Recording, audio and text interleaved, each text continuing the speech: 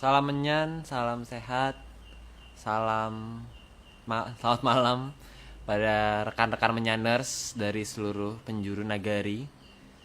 Malam hari ini kita lanjut lagi dalam seri Murconeng Jagat Alit. eh Hari ini kita akan ditemani oleh Mas Agung dan Cecilia Purnama. Kayak kita menunggu kedatangan Mas Agung. Em,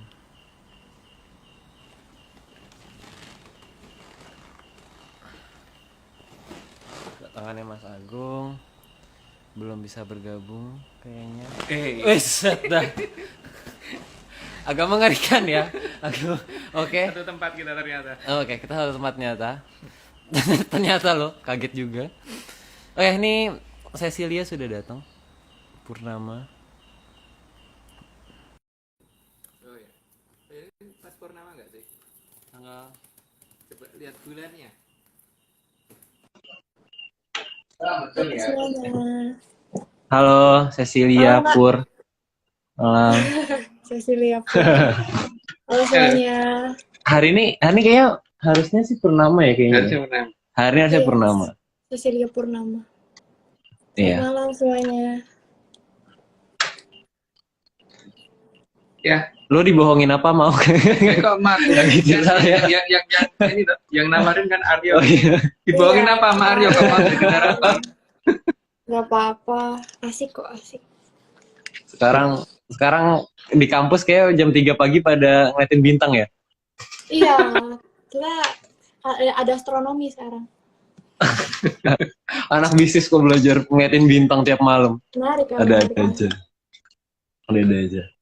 Oke lah, kita langsung mulai aja kali Om ya. Ya. Purnama jangan lupa bawa minum karena hari Udah? ini kayaknya ada banyak puluhan ribu slide. Ratusan. Ya, oke, silakan dari slide pertama aja. Monggo. Oke, aku mulai ya. Di alam raya ini tidak semua jalan lurus-lurus saja. Banyak jalan dengan persimpangan yang sangat membingungkan. Itu biasalah, nggak ini. Tidak terlalu aneh. Jadi sudah memang nggak perlu diperjelas. Jadi langsung aja Mbak. Oke. Banyak jalan tanpa petunjuk jalan yang jelas. Karena mungkin ada perbedaan asumsi. Sehingga sangat mungkin membuat orang kesasar.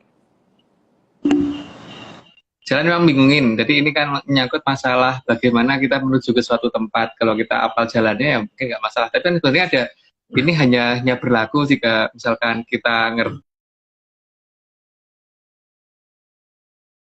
itu nggak perlu. Tapi kalau misalkan ngerti di mana beli tiket pesawat, mau nggak mau ya harus jalan kaki. Masalahnya kalau jalan kaki itu ya begitu, harus ngerti semua jalur.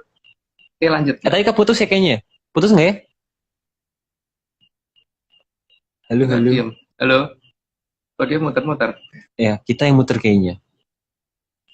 Bentar, kita tanyakan. Aman sih harusnya. Ngelek kayaknya. Menyaners ini yang ngelek aku atau dari... Oh iya.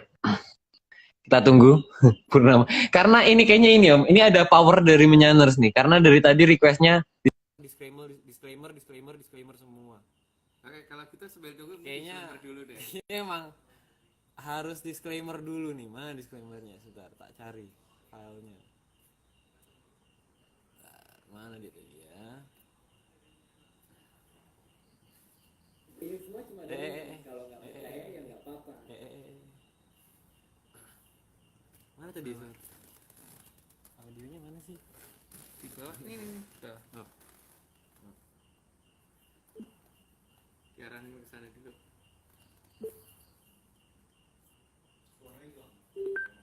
Hilang ya? Ya. Coba.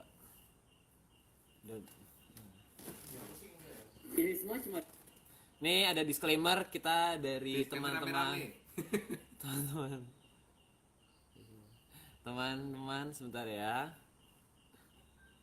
Ini dia disclaimer dari hasil acara kemarin. dongeng, kalau nggak percaya ya nggak apa-apa. Tapi kalau mau percaya ya Lagi. Sekali lagi kali ya. ini semua cuma dongeng, kalau nggak percaya ya nggak apa-apa. Tapi kalau mau percaya ya Oke. Jadi harus diingat-ingat ya para menyaner semua yang nonton, yang baru berjoin, yang baru bergabung juga.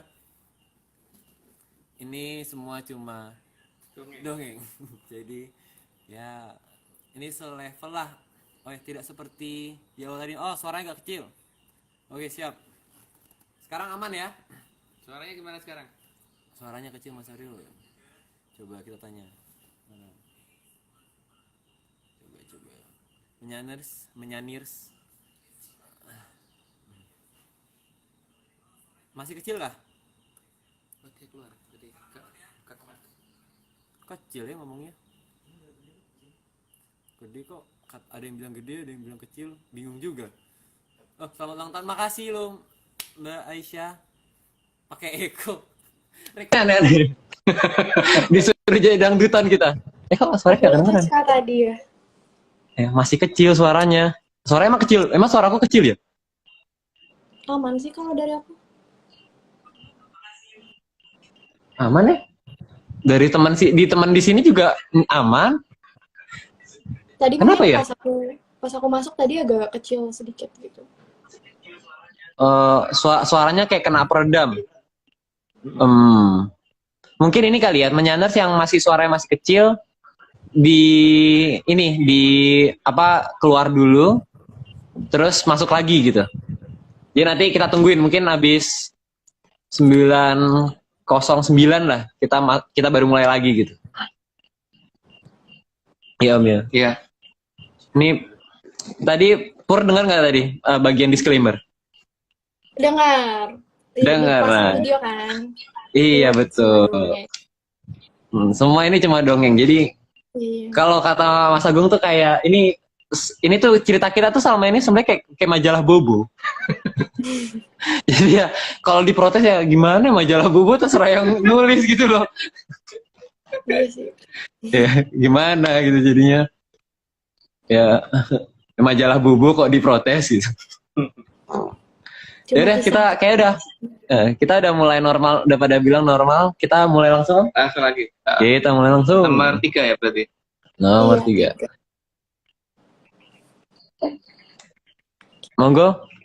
Ada jalan yang satu arah, juga ada yang dua arah. Dan setiap jalan belum tentu ada rambu-rambunya.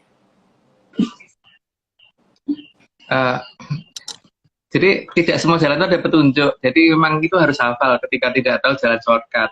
Nah, maksudnya shortcut itu ya mungkin zaman sekarang banyak yang hilang. Karena kan di sekolah aja kita nggak boleh pakai shortcut kan, untuk matematik harus pakai cara panjang. Nah, itulah kebiasaan yang harusnya dihilangkan gitu. Iya ya, mungkin teman-teman kalau misalnya dulu ingat nggak sih matematika tuh kita rumusnya harus rumus panjang gitu, dijelasin semua gitu. Nggak boleh shortcut langsung jawaban kan? Nggak boleh. Padahal nggak mutu bener cara kayak gitu sebenarnya. Harusnya shortcut itu diizinkan karena itu kreativitas anak kan terlatih di situ ya. Tapi ya guru tuh aneh sih gitu. Tapi nggak nyalain juga sih. Aku nyalain. Oh nyalain. Nyalain kalau aku suka shortcut. Oh, oke lah. Oke. Dia lanjut Pur. Oke. Juga banyak jalan yang hanya boleh dilalui oleh kendaraan tertentu saja. Meskipun jalannya lebar, tetapi belum tentu kendaraan boleh lewat di sana. Ya kayak jalan tol kan nggak boleh naik sepeda di sana ya. Kemarin Om naik sepeda. Yo. Paling tidak jalan tol nggak boleh lah orang naik motor atau misalnya naik becak di sana atau naik dokar tuh nggak boleh. Emang ada kendaraan tertentu yang hanya boleh lewat di jalur tertentu, itu kita juga pahami. Jadi di situ yang jadi masalah kalau kita nggak ngerti yang namanya rambu-rambu dan nggak ngerti aturan gitu. Aturan alam itu juga ada aturannya soalnya. Bahkan jalan tol pun kalau misalnya kan katanya boleh roda 4, tapi roda 4 yang ya udah belel pun nggak boleh sebenarnya. Iya. Cuma rodanya doang 4 yang nggak boleh juga. Iya. Bukan bannya yang 4 loh. Karena kalau bannya 4 kan motor kadang-kadang ada ban dalam sama ban luar. Oh iya, benar. Bannya 4. Betul. Oke, kita lanjut. Jalan juga tidak semua satu arah. Sering kita temui jalan yang cuma satu arah. Ya, tapi banyak juga loh yang satu arah. Dan satu arahnya kadang mendadak. Jadi bukan tiap hari sudah aturannya begitu, karena tiba-tiba mendadak seperti waktu kita pas pergi waktu itu ya, di mana kita lupa, pokoknya ada satu kota yang mendadak daerah itu biasanya nggak ada satu arah, baru satu arah. Iya, waktu itu kita lagi motong Pulau Jawa sih itu. Iya. Kebetulan. Oke, lanjut. Oke, lanjut. Karena kalau sudah masuk jalan yang sifatnya satu arah, maka belum tentu ada juga jalan putar balik, atau jalan putar baliknya akan terlalu jauh. Masih mending loh kalau terlalu jauh tapi ada jalan putar baliknya. Kalau nggak ada, itu sampai mana gitu. Nyasarnya nyemplung laut atau gitu, ya udah. Iya. Makanya mengerti jalan tuh penting, tapi kalau nggak ngerti jalan ya nggak apa-apa sih. Kalau memang pengen kesasar tuh kita juga tidak ada larangan. Oh iya benar ya. Jadi sekali lagi teman-teman ini, kalau misalnya kita kan cuma ngasih tahu ya, kalau perlu tahu jalan tuh perlu. Tapi kalau ngerasa nggak perlu ya nggak apa-apa. nggak perlu nggak apa-apa. Aku tuh pengennya nyasar ya mas. Gimana itu kalau kayak gitu kan kita nggak boleh ngelarang ya. Ya, nyasar tuh punya hak menyasar tuh hak tiap orang kok, nggak apa-apa. Ya Pur ya. Betul. Nah, oke kita lanjut. Nah kita lanjut. Atau malah jalan putar balik itu bisa membuat kita bingung karena bisa terjebak di putaran yang tiada ujungnya. Ya, karena kadang-kadang putar balik itu tidak mengarah ke jalan yang awal, kadang-kadang malah belok kemana gitu. Kayaknya putar balik, tapi misalkan putar balik tapi malah turun ke bawah atau naik ke atas atau malah muter-muter nggak jelas lagi. Gitu. Jadi mapping itu penting sih. Tapi kalau kan itu tadi ya, semua itu pilihan. Kalau orang pengen nyasar dan nyasar itu adalah kebanggaan, kenapa nggak boleh gitu? Mereka bangga nyasar ya? Ya nggak apa-apa kan? Nggak apa-apa. Nah, gimana coba? Ya udah, lanjut lah. Yang perlu diingat, jangan sampai memutar di daerah yang dilarang putar balik, karena itu melanggar aturan dan akan ada konsekuensi jika aturan dilanggar. Ya kalau nggak boleh muter ya jangan muter. Kalau di situ nggak boleh muter tetap muter ya risiko ketabrak atau ketilang atau. Tapi ya masalahnya itu tadi sih, kalau pengen tabrakan memang ya nggak boleh apa. Kita nggak berani ngelarang. Pengen kena tilang aku kebanyakan duit pengen bayar tilang nama nggak boleh. Masa nggak kita mau ngelarang Aryo? Enggak kan? Iya ya. Sekali-kali mau nyumbang dengan cara supaya dapat pengen dapat surat tilang 10 kan kita nggak boleh. Boleh lah. Iya, dia malah mau nyumbang negara kan, ngelihat negaranya lagi kasihan gitu. Sebut mas. Udahlah kita ketilang lah, udahlah gitu. Kita nggak boleh ngelarang loh. Orang yang pengen ketilang tuh boleh itu. Sangat dibolehkan. Tapi kita nggak mau ketilang. Nah, kalau kita nggak mau ketilang. Kalau Purnama mau ketilang nggak sih, Cecil? Nggak mau. Aku seumur-umur nggak pernah sih ketilang. Ya syukur. Nah, jangan ketilang. Tapi nggak apa-apa loh kalau mau lo sekali-sekali lo. Cuma buat experience ya. Experience. Ya udah, oke, kita lanjut. Oke. Daerah tempat berbelok juga bukan tempat putar balik, karena tanda putar balik bukan seperti itu. Ya, masalahnya itu tadi loh, ada yang pengen ketilang apa tidak gitu. Itu hak-hak masing-masing gitu. Karena belok ke kanan tuh bukan belok ke bukan putar balik putar balik ke titik awal gitu. Tapi kan masalahnya ada orang yang berpikiran lain. Oh belok ke sana itu berarti boleh dong kali-kali dikit-dikit gitu. Gitu. Oke, lanjut.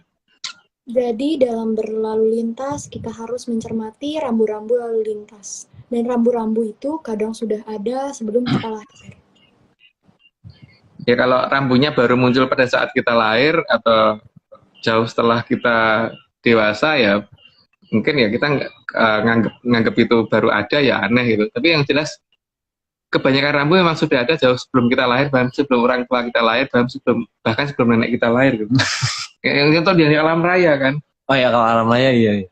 Dan karena alam raya itu kan umurnya lebih tua daripada bumi, seingatku, tapi nggak tahu kalau aku nggak inget ya, nggak nyadar, nggak tahu juga. Gitu. Ya namanya nggak inget, ya nggak tahu. Oke, lanjut. Lanjut. Maka rambu lalu lintas itu jangan pernah diganti, karena akan membuat bingung yang melewati wilayah tersebut. Ya, rambu itu sebaiknya konstan. Tapi masalahnya kan ketika peradaban baru ini kemudian berusaha mengganti dengan maksud mungkin lebih bagus atau biar orang nggak mengerti atau menjadi lebih paham. Tapi kadang-kadang malah jadi tidak paham karena sesuatu hal yang sudah terbiasa seperti itu diganti itu kadang-kadang bingungin gitu. Kalau bagi aku loh, karena memang ya saya itu kan orangnya nggak mudengan ya, Oh, nggak mudengan Oh. gitu. Jadi kalau aku lebih suka tanda rambu yang lama itu tetap digunakan, jangan diganti. Tapi kalau yang nganggep wah aku kayaknya kurang modern nggak butuh tanda kayak gitu, ganti yang gini aja gitu. Misalkan tadinya tandanya sudah menggunakan tanda yang otomatis dan ini mau diganti dengan orang berdiri di situ ya nggak apa-apa gitu. nggak apa-apa. Tadinya lambangnya warna putih, biar kelihatan kalau malam diganti warna hitam ya nggak apa-apa juga gitu kan. Nggak apa-apa. Nggak apa-apa loh. Kita nggak pernah ngelarang sebenarnya. Oke, kita lanjut kali ya, Om ya. Iya. Meskipun kadang terlihat lebih indah, namun tanda lalu lintas jika diubah justru akan membuat bingung yang melewati wilayah tersebut. Jadi sebaiknya aturan lama jangan diganti karena akan buat sosialisasi yang sangat lama untuk memahami perubahan tanda.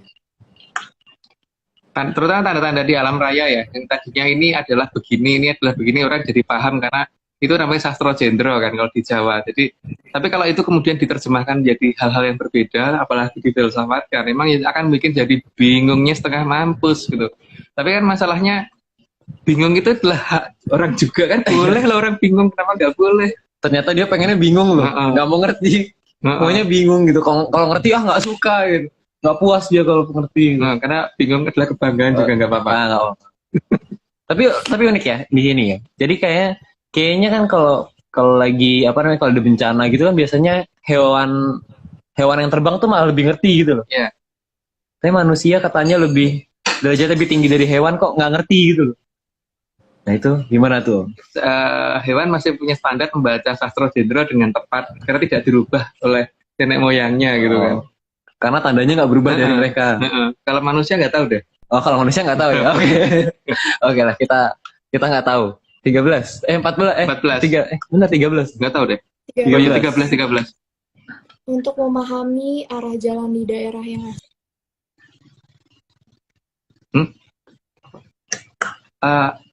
Apa tadi? Muter-muter dia. Muter-muter. Oke, Arya yang baca aja. Tahu bentar. Ini memastikan apakah aku yang muter atau Purnama? Gimana nih pemirsa, siapa yang muter? Saya atau Purnama? Cecilia sih panggilannya Purnama. Oh ini dia udah di request juga. Keputus juga dia. Ya keputus. Pur. Kasihan ya namanya PUR Mas, bukan POOR. Udah balik. Halo sis. Nah Mbak Purnama. Ini sore loh. Ada yang nanya namanya Purnama itu PUR atau POOR gitu depannya. Purnama. PUR. PKU ya, bukan POO. Bukan OO ya. Oh ya ini pada jawabnya pada bilang Pur ya. Ini dipanggilnya Mbak Pur atau Mbak Cecilia ya? Cecilia bisa, Purnama juga bisa. Darani juga bisa. Ada 3 namanya. Oh Darani bisa. Darani. Jadi Darani saja dikira. Oh Darani itu dikira artinya. Mbak dikira. Mbak Darani Mbak dikira panjang. Panjang ya. Ya udah. Oke, ayo lanjut. Lanjut tadi 13 kayaknya keputus. Iya. 13 keputus tadi ya. Oke. Untuk memahami arah jalan di daerah yang asing, maka peta selalu akan dibutuhkan. Peta memang diperlukan. Cuman masalahnya peta ini diganti apa enggak, terutama nama-nama wilayahnya gitu loh. Misalkan dulu namanya Gunung Indrakila gitu, kemudian diganti menjadi Gunung Ciremai gitu. Itu kan orang bingung banget karena arahnya jauh banget itu. Namanya juga bedanya ekstrim. Terus misalkan dulu namanya Kaki Kayangan Bolosrewu, sekarang diganti nama Saturnus, kan beda banget kan? Bingung kan? Nah, akan bingungin itu. Sekarang dulu dinamain Kaki Kayangan Pangluwung. Sekarang namanya jadi Jupiter kan bingung sebenarnya. Bingung. Oke, lanjut. Juga bagi yang menggunakan angkutan umum massal, maka tanda-tanda dan trayek angkutan harus dipahami sebelum naik kendaraan yang akan dipilih. Penjemputan itu akan dilakukan, tapi masalahnya penjemputan itu kan kita harus ngerti tuh waktu, tempat, dan di mana, ya. Waktu, tempat, di mana kan di alam raya ini ada masalah waktu, ada masalah tempat, dan waktu dan tempat yang sama atau tempatnya beda tapi waktunya sama atau waktunya sama itu bingungin di sini. Jadi ada berbagai aturan yang harus dipahami untuk masalah di alam raya ini dan jemputan itu ada di mana. Kita harus memahami betul dan ciri-cirinya seperti apa, kendaraannya seperti apa, kapan. Karena kan Jadi kita nggak bisa menunggu di tempat yang nggak mungkin jemputan itu lewat kayak kita nunggu stasiun kereta api tapi nunggunya misalkan di tengah danau. di tengah danau gitu juga nggak mungkin atau di tengah laut gitu nunggu jemputan kereta api itu. Kereta api di stasiun dan tidak semua stasiun tempat kereta api itu berhenti gitu. Apalagi nunggu di tengah kereta api juga salah kan? Salah juga, Iya. Ketabrak. Jadi Atau nungguin pesawat di tengah laut gitu. nah, ternyata di tengah laut itu juga keliru. Jadi atau ini apa nunggu bus tapi di TPA tempat pembuangan sampah itu. Iya. Pembuangan akhir kan nggak bisa tempat pembuangan sampah akhir itu misalkan gitu nggak bisa dia tetap semua ada jalurnya, semua ada tempatnya dan semua ada waktunya juga. Ya karena kita pun kalau minta dijemput sama misalnya pulang dari luar kota gitu naik pesawat kan kalau misalnya minta dijemput ya kita kasih tahu di terminal berapa, penerbangan apa, jam berapa gitu kan. Iya. Tapi kalau misalnya cuma disuruh jemput kan bingung yang jemput. Terus Yang dijemput juga bingung. naik kendaraan itu juga harus pilih-pilih juga walaupun mungkin jamnya sama tapi misalkan yang lewat ini bis PPD atau truk sampah gitu. Trayeknya pas sama pasti kebetulan truknya juga berhenti di tempat yang sama tapi kita naik kan nggak mungkin kayak truk sampah gitu kan juga harus ini kan apalagi kendaraan ambulan itu kan nggak mungkin kita musuh ngiung-ngiung gitu dikira orang apaan gitu. Jadi nama kendaraan terus jenis kendaraan waktu tempat itu penting banget tapi ya kalau memang pengen naik yang lain nggak apa-apa sih. Kalau pengen bingung nggak apa-apa loh. Ya. Kalau Cecil mau ya gimana? Kalau mau bingung ya silakan loh. Kita nggak ngelarang sama sekali soalnya. Ya, tergantung sih Oke lah, tujuan kita hidupnya. lanjut. Jadi ya. Kalau kita mah bikin bingung memang hobi kita gitu masalahnya. Bikin bingung hobi, iya. Oke, kita lanjut ya. Oke. Karena tidak semua kendaraan bisa berhenti di sembarang tempat. Jika salah pilih, maka daerah tujuan malah akan terlewatkan. Ya kita harus ngerti trayek tuh di situ. Kalau kita mau ke Surabaya gitu, naik pesawatnya jangan ke Ambon. Atau kalau kita mau ke Jogja, naik pesawatnya jangan ke New York. Itu kan nggak mungkin mendarat di situ gitu. Atau kalau kita mau misalkan Aryo dari Senen gitu, mau pengen naik pesawat Ke BSD nggak bisa. Nggak bisa. Walaupun bisa terjun payung tetap nggak diizinkan sama pramugarinya nggak akan ngizinin itu pilotnya ngamuk di BSD. Itu ya. Jadi semua ada jalurnya trayeknya dan itu harus ditepati. Lanjut Pak. Monggo. Jadi, meskipun kendaraan itu jelek dan sudah tua, justru kendaraan itu yang bisa mengantarkan kita ke tempat terdekat dari tujuan. Dan tentunya Ya. juga lebih murah. Karena kita nggak mungkin dari bandara di Jakarta, terus kemudian ke Jogja, kan turunnya pasti di bandara. Dari bandara ke rumah itu masih jauh, jadi butuh kendaraan yang lebih kecil gitu, untuk mencapai ke tempat kita gitu. Dan kadang-kadang kendaraan itu justru kendaraan yang sudah tua, apalagi kalau ke jalur pedesaan gitu. Nah sekarang memang kita bisa minta tolong dianterin dengan menggunakan pesawat jumbo jet gitu masuk ke rumah ke depan rumah gitu.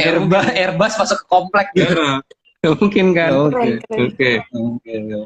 Ya lanjut. Jadi pasti biasanya lebih sederhana dan lebih kecil gitu. Walaupun itu kendaraan kan malah jelek, tapi nyampe malahan kan? Iya benar. Motor sepeda ontel gitu Ya, malah nyampe. malah kadang-kadang itu ojek sepeda gitu malah nyampe. Bener-bener malah bisa masuk rumah sekali kalau itu ojek sepeda. Walaupun mungkin nggak akan tetap diparkir depan rumah, tapi paling tidak itu bisa sampai masuk halaman gitu. Kalau naik pesawat nggak bisa. Nggak bisa. Kalau naik bis pun paling cuma sampai jalan raya terdekat kan. Masih ada jalan kakinya. Oke, lanjut. Karena tidak semua kendaraan yang bagus dan cepat bisa mengantarkan kita sampai ke posisi terdekat yang diinginkan. Nah itulah seperti tadi kayaknya sudah dijelasin. Nanti lanjut aja. Apalagi ada kendaraan yang sudah punya jalur khusus. Jadi tidak akan bisa keluar jalur, karena kalau keluar jalur berarti celaka. Ya, kecuali apa namanya, kalau memang dalam kondisi kayak di Ukraina ini lagi perang itu banyak banget itu kereta api keluar jalur. Nah, ya. Itu makanya. Tapi mungkin nggak celaka karena emang disengaja gitu kan. Atau memang hobi mereka begitu gitu. Oke, lanjut, Mbak. Ya, lanjut. Selain itu, Bentar lagi. tidak bisa sembarangan Kita balik ke sini. menurunkan penumpang di sembarang tempat. Udah balik lagi. Cecilia, Ya, Muter-muter, diulang lagi aja. diulang lagi. Yang bentar. 19 ya? Ya, 19 itu muter-muter lagi. Masih muter-muter, kita tunggu saja.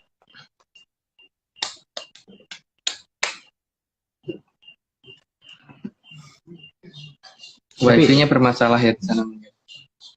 Saya kira malah kita bakal nih kayaknya. Bentar. Nah, ini udah mau request. Jadi ya, keluar dia. Iya. Tapi lucu ya, dia benar-benar. Kalau ada pun ada yang bilang gitu kalau misalnya kita bakal dijemput gitu. Tapi harus detail berarti kan? Iya. Harus detail gitu, tempat lokasinya, yang jemput apa, siapa, naik apa, kapan, berapa orang yang boleh ikut. Karena kendaraan juga ada batasnya. Iya. Taunya naik motor tapi yang ikut ber-15 gitu. Dijemput misalkan pakai mobil Avanza gitu. Tapi kita suruh naik di belakang mobil ya sama aja kan, kita nggak ikut. Duduk di ban gitu. Ya ketinggalan. aduh, aku maaf banget, aku jadi ini muter-muter mulu, muter-muter. Nggak apa-apa. Emang ini proses. Pakai wifi atau pakai data di situ? Tadi pakai wifi, tapi aku ganti aja jadi pakai data aja. Oh ya. Oh ya, ini ada yang bilang suaranya mengecil lagi. Jadi menyanners apakah kita benar mengecil atau tapi tadi katanya ada yang bilang sih katanya kalau sendiri kalau sendiri kita kecil suaranya. Oh gitu. Kalau berdua enggak. Iya, bisa gitu. Ya, makanya. Emang unik. Unik ya. Kita dari zaman IG 1 jam ke kick berhenti sekarang jadi 2 jam nih. Oke, sekarang nomor ya, kita lanjut. 19. Oh, udah nggak kecil. Oke, siap. 19 diulang lagi. Selain itu, ada juga kendaraan yang hanya bisa berhenti di tempat-tempat tertentu. Jadi, tidak bisa sembarangan menaik turunkan penumpang di sembarang tempat.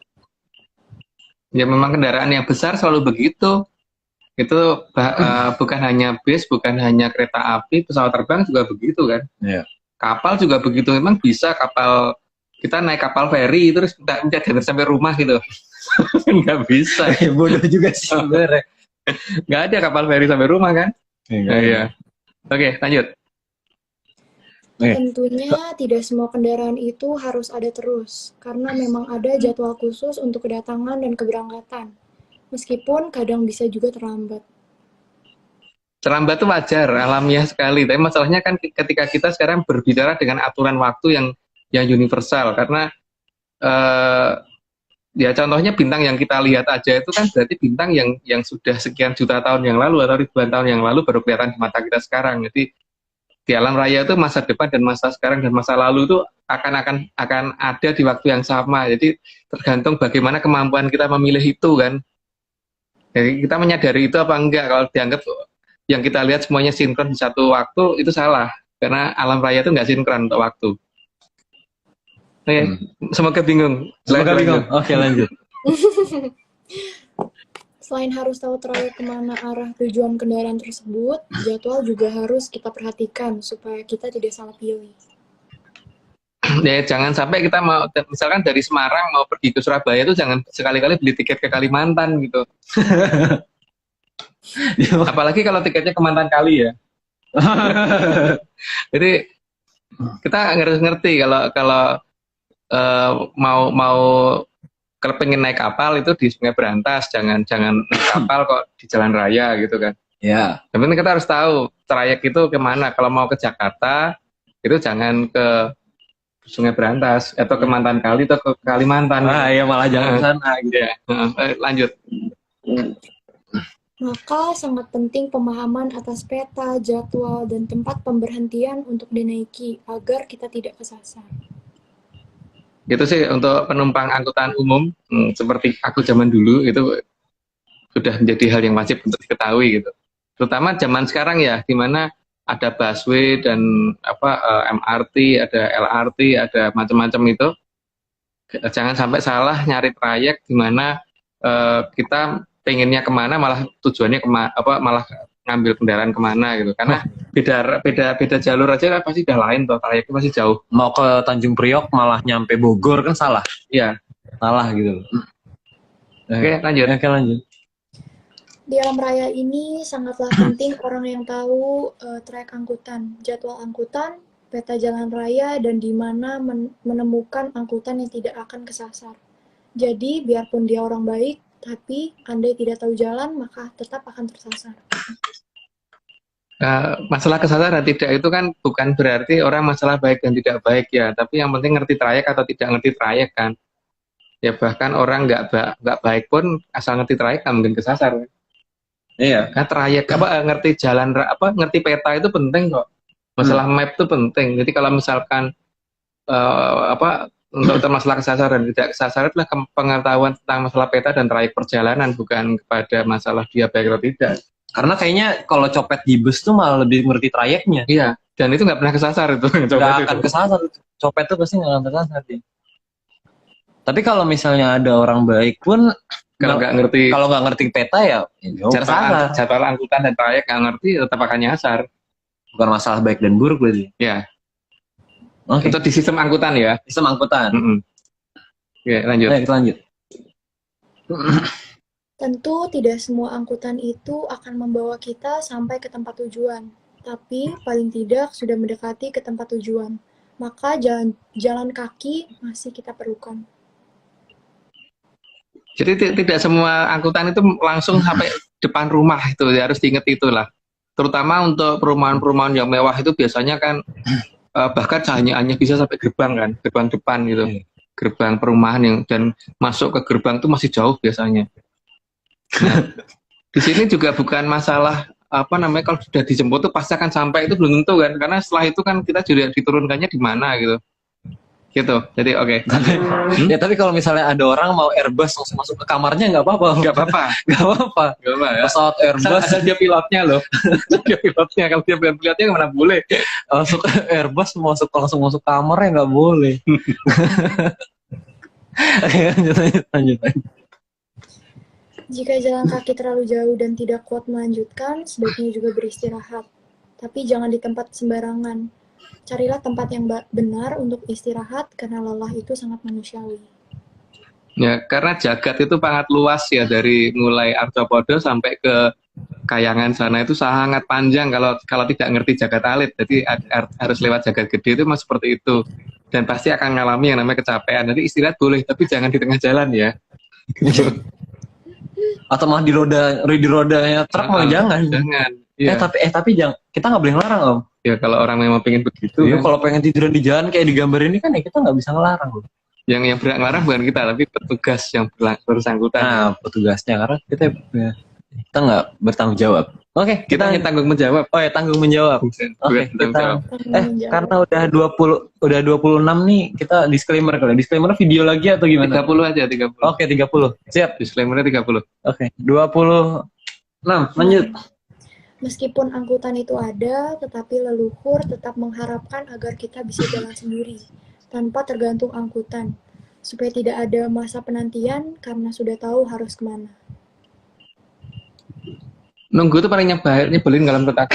Karena kalau seperti waktu jemput adikku di stasiun kereta gitu, rasanya tuh 5 menit lagi kereta api akan nyampe, itu kayak 5 tahun loh rasanya.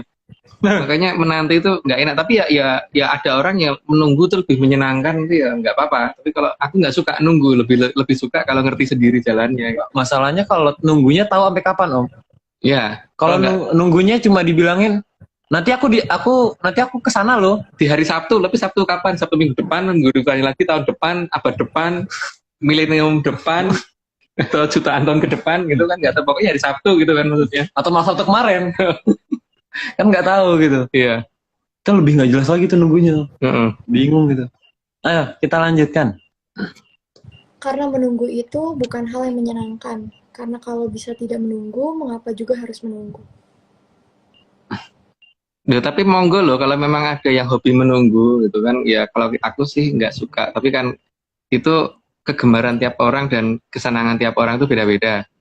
Jadi memang kalau memang pengen menunggu nggak apa-apa. Tapi kalau enggak, ya sebaiknya menunggu ya nggak apa-apa. Nggak apa-apa juga. Karena kalau hanya bisa menunggu kan nggak masalah. Ya. Kalau hanya bisa menunggu. Tapi kalau bisa tanpa menunggu ya, yang tanpa menunggu itu ya, Ya, lebih asik. menurut kita ya. Menurut kita Kalau yang lain mau, apalagi nunggu pesawat di tengah sungai gitu kan nggak apa-apa. nunggu sampai abad kapanpun gitu.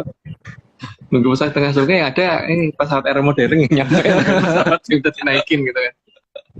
Sampai sungainya kering tuh nggak akan datang itu pesawat itu. Iya. Oke, lanjut. Oke siap. Tapi alam juga tidak melarang bagi yang sabar menunggu, karena jadwal penjemputan itu bisa saja masih sangat lama kalau tidak tahu jadwal yang jelas. Maka jika memilih menunggu, janganlah menyalahkan yang memilih jalan duluan, karena memang sudah memiliki peta.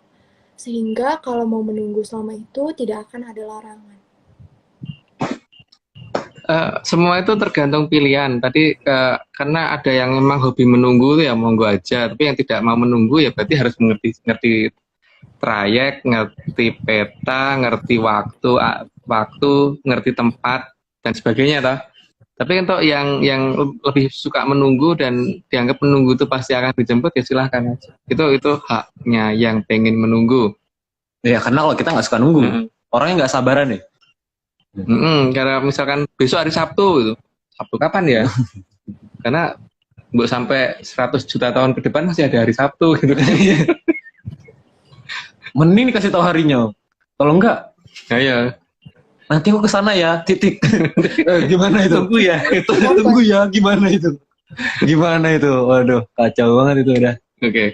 Kalau Lanjut. katanya nunggu gajian, kalau nunggu gajian tuh masih tahu gajiannya kapan. gitu. Kalau ada patokannya. Nggak mungkin gajian 100 tahun lagi itu nggak mungkin. Nggak mungkin. Pasti ya Bulan, hari, hitungnya hari. Terlambatnya paling ya 1-2 minggu gitu. Nggak Iya. mungkin 1-2 abad tuh nggak mungkin. Nggak ada orang kerja sekarang gajinya 5 abad lagi. nggak ada. Nggak ada. Tapi kalau disuruh nunggu doang, udah bingung tuh. Aku datang ya titik, nggak itu udah bingung. Iya. Udah bingung. Ya kita lanjut. Bagi leluhur, satu kata menunggu itu sangat tidak dianjurkan. Maka leluhur memilih memberikan peta kepada para anak cucu agar tidak perlu menunggu. Tapi ya itu peta itu dipahami apa tidak dan masih ada apa tidak gitu kan sekarang. Tapi kalau peta itu masih ada dan membacanya juga masih dipahami, ngerti ya, berarti ya itu bisa digunakan. Semoga aja petanya nggak diganti ya. Misalkan mau ke Jakarta tapi dikatakan Jakarta itu daerah mana tengah Samudra Hindia gitu. Atau misalkan mau ke rumahnya Aryo gitu tapi alamatnya kebun binatang Ragunan gitu kan juga. Masalahnya kan bagaimana kita membacanya benar apa enggak dulu baru ada peta. Dan sekarang kalau misalkan ngomongnya alamat perumahan apa gitu terus kemudian alamat itu sebenarnya bukan karena kesalahan membaca karena ada perubahan cara membaca huruf sehingga akhirnya itu menuju ke kebun binatang. Itu kan juga masalah. Jadi pengenalan huruf dan tulisan itu juga penting. Makanya aksara Pallawa itu ya harusnya dipahami gitu. Tulisannya bekas C tapi taunya dibacanya apa kan nggak tahu juga. Bekas C ya diganti bekas apa gitu kan. Nggak tahu juga. Atau Wiragunan jadi apa gitu kan bingung juga tuh. Nah, tempatnya Tumenggung Rogino kan Wiragunan ya. Iya, jadi apa gitu jadi apa itu? Tiba-tiba winya hilang atau nannya yang hilang. Ya kan nggak tahu. Apa gunya yang hilang? Minan. Ya nggak tahu lah itu. Oke, lanjut. Di sini disclaimer di sini. Lanjut dulu. Silakan Mbak E. Alam raya ini sangatlah luas, maka leluhur sudah memberikan 3 jalan utama yang dikenal dengan nama jagat kecil, jagat gede, dan jagat langgeng. Yaitu kalau jagat kecil ada dalam badan kita. Jadi kalau menuju ke titik akhir itu sebenarnya menggunakan itu bisa seharusnya. Tapi kalau misalkan tata cara itu udah dilupakan, berarti ya harus menggunakan jagat gede. Tapi kalau jagat gede ini petanya nggak ngerti, jagat gede itu rawan nyasar kan. Ya, karena gede. Karena gede banget, gede banget. Kalau jagat langgeng kan tempat tujuan. Ya, nih ya. Maaf. Itu. Jadi kita mau disclaimer. Ya, disclaimer dulu. Disclaimer, request pakai Eko. Wah, request jadi dangdutan. Requestnya dangdutan loh. Bentar, kita nyalain speakernya. Oke.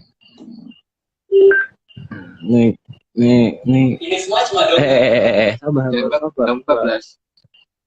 Harus pakai speaker ya, biar kencang. Harus, biar kencang suaranya. Ayo, menyanar siap ya. Sampai menyanar bilang siap baru di play ininya. Disclaimernya. Nunggu delay dulu berarti. Oke. Ah udahlah, pasti udah siap semua. Yuk. Eko, request Eko. Ini suaraku udah menggema belum? Sudah bereko belum? Udah bereko? Kurang kali ya. Biar asik kali ya. Kencangin lagi. Biar asik Begini. Mantap sudah ya. Mantap sudah.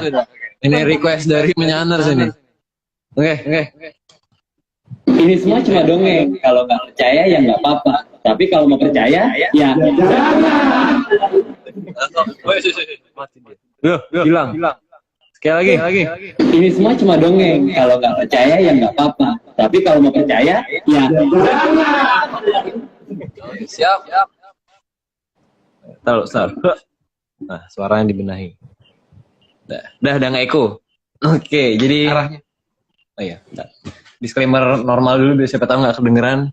Teman-teman, jadi ini cuma dongeng. Atau Cecilia mau nyoba? The disclaimer. Disclaimer guys. Masih hafal kan? Cuma dongeng. Kalau Kalau nggak percaya, Kalau nggak percaya nggak apa-apa. Kalau nggak Nggak percaya apa-apa. Oke. Kalau percaya, Kalau percaya jangan. ya jangan. Nah, gitu. Kalau Mantap. nggak Coba percaya, ulang. kalau percaya jangan gitu. Coba ulang. Ayo. Monggo. Ini Semua cuma dongeng. Kalau nggak percaya nggak apa-apa. ya nggak apa-apa. Kalau percaya ya jangan gitu. Oke, mantap lah. Oke. Oke, lanjut. Dalam 3-1. Dalam manusia sudah didefinisikan oleh leluhur terdapat 14 juta nama yang seharusnya tidak dilupakan agar bisa dibawa pulang ke kahyangan. Itu ada dalam sastra pangeracutan, banyak banget ya. Jadi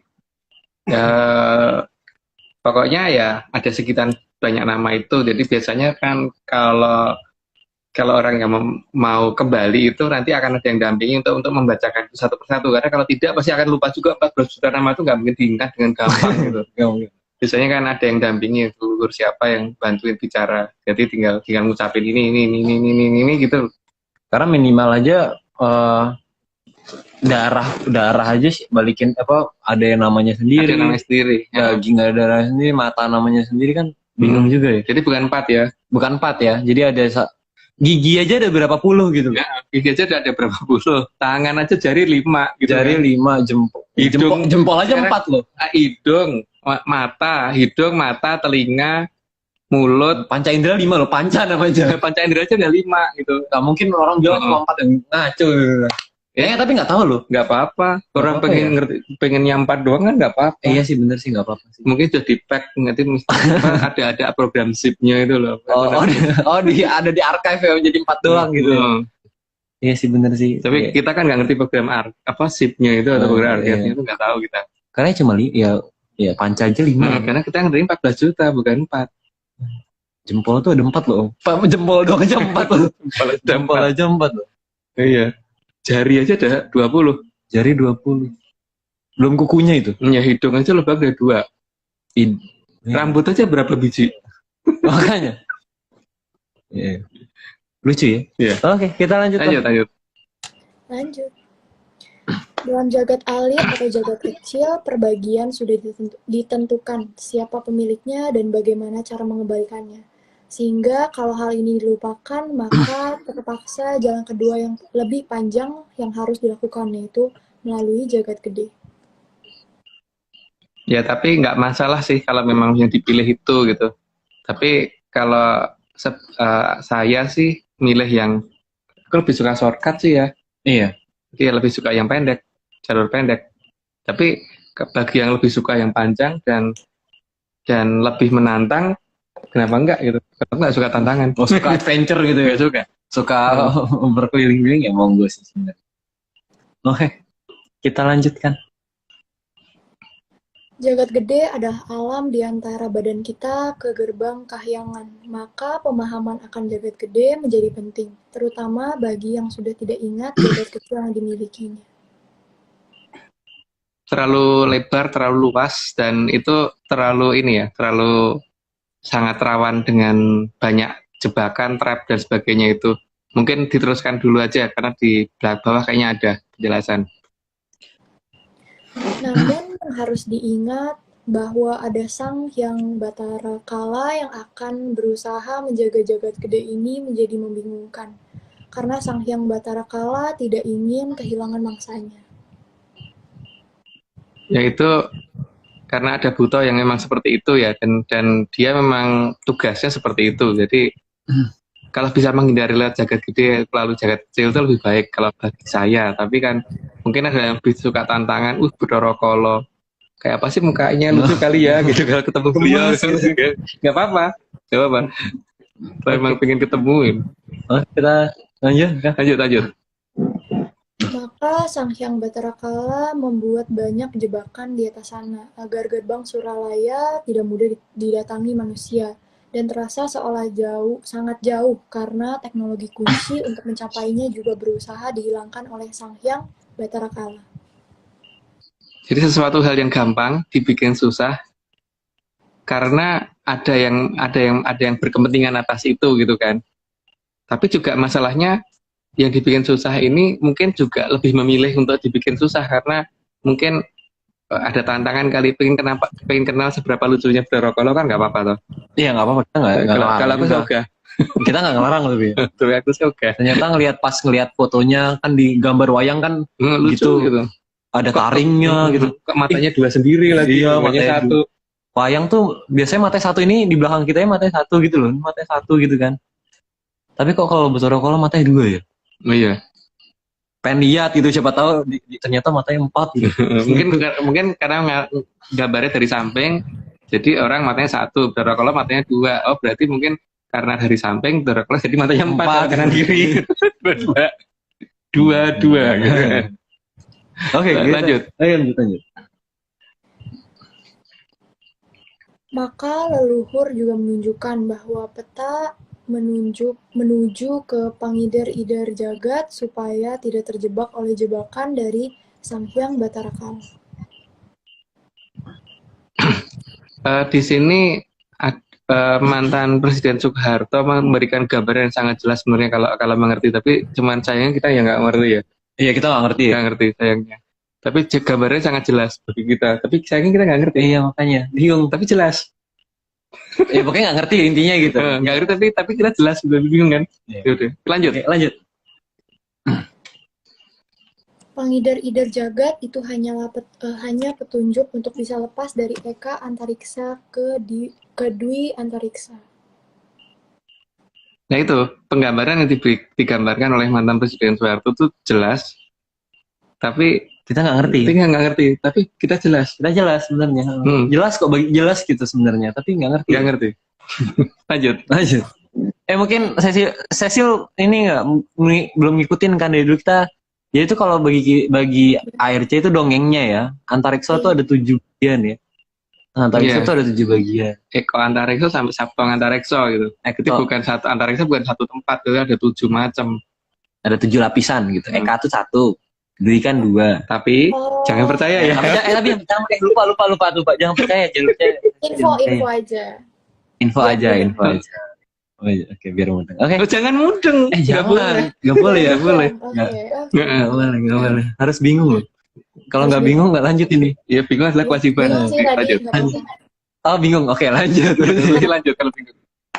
Maka salah satu petunjuk dari leluhur adalah keberadaan bintang paling terang. Bintang paling terang adalah petunjuk bagi Kumara yang mencari jalan pulang agar tahu harus berjalan kemana. Cuman masalahnya kalau mungkin mata berabun tuh semuanya terang atau semuanya gelap gitu. Masalahnya itu, atau tutup mendung itu kan bingung toh. Tapi bintang itu nggak bisa ditipu sih, begitu keluar dari Dirgantara langsung kelihatan sih sebenarnya yang paling terang itu mana gitu. Dirgantara tuh lapisan angin ya, yang paling bawah ya. Kayak pokoknya ada udara sama Dirgantara itu yang masih ada atmosfer ya. Kalau Bahasa sekarangnya kalau itu. bahasa sekarang Diganti itu rambunya itu. Nggak tahu sih. Ayo kita lanjut kali lanjut aja. Maka juga diadakan rasi bintang agar menjadi tanda yang bisa menarik perhatian para kumara yang sedang melakukan perjalanan di jagat gede. Tapi jangan lupa loh, bintang yang kita lihat itu belum tentu ada karena jarak kita dengan sana itu misalkan dianggap aja 100 tahun cahaya atau 500 tahun cahaya, itu berarti kan cahaya yang nyampe ke kita itu adalah 500 tahun yang lalu baru nyampe ke mata kita sekarang. Berarti kalau kita menuju ke sana mungkin itu sudah nggak ada. Tapi ya itu tetap bisa dijadikan patokan karena berarti nanti harus ke arah mana kan ada petunjuk berikutnya gitu. Lanjut. Tapi kita juga harus menyadari bahwa putaran waktu itu tidak sinkron di semua tempat. Jadi sesuatu yang kita lihat sekarang ini bisa berasal dari masa lalu atau bahkan dari masa depan. Oh ternyata kecepatan ya, jadi lanjut aja. Oke. Maka bintang Panjer yang menjadi patokan kita belum tentu ada saat didekati atau bisa menghilang saat sudah mendekat dalam jarak yang seharusnya logis. Kalau bintang tersebut ada di posisi tersebut. Itu tadi karena dia hanya diperintahkan untuk memberikan tanda sampai pada titik tertentu. Jadi kan kayak estafet gitu, titik berikutnya berarti ada tanda yang lain. Jadi tanda pertama kita harus ikutin dulu, kalau tidak seperti itu. Lanjut. Itu karena setelah menghilangnya patokan pertama, maka harus segera disadari bahwa rambu atau petunjuk berikutnya akan menyusul. Tentunya dalam bentuk dan arah yang berbeda. Ya karena jalan itu tidak semuanya lurus, kadang ada belok, ada putaran, ada macam-macam gitu. Jadi memang di sini rambu berikutnya memang harus disadari kira-kira ke arah mana. Lanjut, Pak. Di tempat menghilangnya sang bintang Panjer, seharusnya Kumara diam sejenak untuk menyesuaikan indera kita, agar bisa melihat kembali sang terang yang akan muncul setelah semua indera bisa menyesuaikan dengan daerah sekitar. Karena bahkan sinar itu bisa menutupi suatu hal menjadi tidak terlihat. Jadi kita harus menyadari dulu bahwa mata kita juga butuh penyesuaian dulu, walaupun itu kita sudah tidak punya badan kasar. Tapi paling tidak kita harus mengerti ya bahwa cahaya itu bisa menutupi sesuatu hal. Jadi bukan hanya untuk melihat, cahaya juga bisa untuk menutupi. Contohnya kan kalau lampu dinyalain mungkin kursi meja kelihatan, tapi jangan lupa pada saat siang hari itu ketika matahari bersinar siang hari bintang hilang semua gitu. Padahal harusnya di sana. Padahal harusnya arahnya sana, harusnya nggak masih harusnya nggak bisa kelihatan, tapi gara-gara sinar matahari jadi nggak kelihatan. Padahal YouTube kan gedenya juga ke Kahyangan Palungun, kaki Kahyangan Palungun gitu. Iya. Bahkan lebih gede daripada Arcopodo itu bisa nggak kelihatan. Jadi ya yang penting itu kita harus menyesuaikan dulu sampai mata kita jelas lagi baru jalan lagi, jangan bablas terus nanti nyasar kemana-mana. Itu berdasarkan dongeng kita, jadi please jangan dipercaya. Mohon gitu. Mohon. Lanjut. Kita kayak harus bikin surat permohonan. Oke, kita lanjut. Sehingga munculnya sang bintang terang dengan jarak yang seolah dekat tapi jauh namun terlihat dekat, maka ini adalah petunjuk untuk menuju ke lapisan antariksa selanjutnya. Itu ceritanya Mbahku begitu. Ceritanya Mbahnya ada gimana? Nggak kenal ya? Nggak kenal. Ya udah. Gitu lucu ya Om, itu bintangnya cahayanya ada 8 gitu loh. Oh iya, bukan 5 toh? Iya ya, lucu ya? Lucu aja sih sebenarnya. Oke, kita lanjut. Terdapat penggambaran di beberapa situs peninggalan dari leluhur yang menunjukkan bahwa ada bagian di antara bagian dari batu gelap yang merupakan gerbang ke bagian yang tidak akan diduga. Dan wilayah ini bukan wilayah gelap, tapi justru keluarnya sinar, tapi bukan sumber sinar. Ya semoga nggak bingung ya, atau semoga tambah bingung. Yang jelas ini menjelaskannya juga bingung sih. Cuman ya, oke kita bingung bareng-bareng aja. Kita bingung bareng-bareng. Lanjut. Monggo. Dari kahyangan Tenjo Maya yang digambarkan ada gerbang lain yang kemerahan, sesuai dengan kaki kahyangan Tenjo Maya. Tenjo Maya itu kayangannya Sang Hyang Bathara Indra, dan itu warna kaki kayangannya memerah banget. Cuman itu kelihatan dari bumi warnanya merah, tapi kalau didekati nggak tahu berubah warna apa enggak. Jangan-jangan pelangi ya. Gitu. Itu juga cerita eyangku gitu, mbahku gitu. Aku dapat ceritanya dari Mas Agung.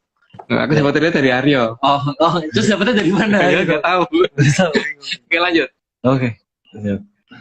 Namun harus belum. bisa dibedakan antara Ya. gerbang kahyangan Tenjo Maya dengan Durganalu karena memang hampir mirip.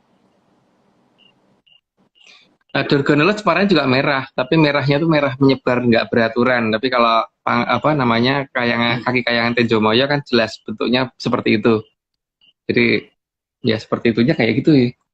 Bunder gitu kan. Bunder Dan merah.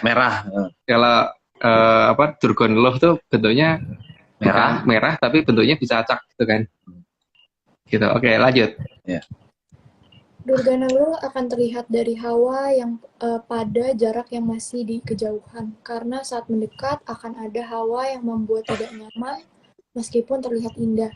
Sedangkan gerbang kahyangan Tenjo Maya tidak mempunyai hawa seperti Durganalu.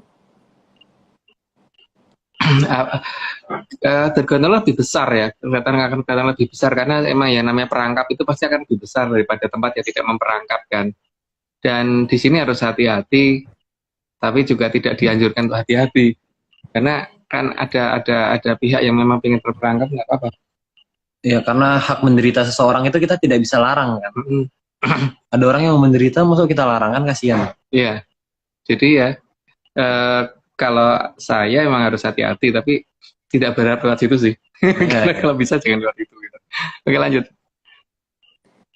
Bisa diperhatikan bahwa di atas gerbang terlihat tidak hanya 7 susunan, karena memang langit itu tidak hanya terdiri dari 7 susunan. Ya itu, tapi kalau memang menganggap bahwa yang 7 itu sudah tertinggi ya nggak apa-apa sih. Tapi kalau kita kan orangnya memang aneh. Kita memang aneh itu ya. Kita 21 ya? Iya, 21. Itu ya tapi kalau mau sampai di 7 itu berarti sampai Sabto. Yes, pokoknya kalau pengen di 7 ya nggak apa-apa. Nggak apa-apa sih. Kalau pengen di 7 ya nggak apa-apa. Kita nggak ngelarang sih sebenarnya. Ya silahkan Purnama. Oke.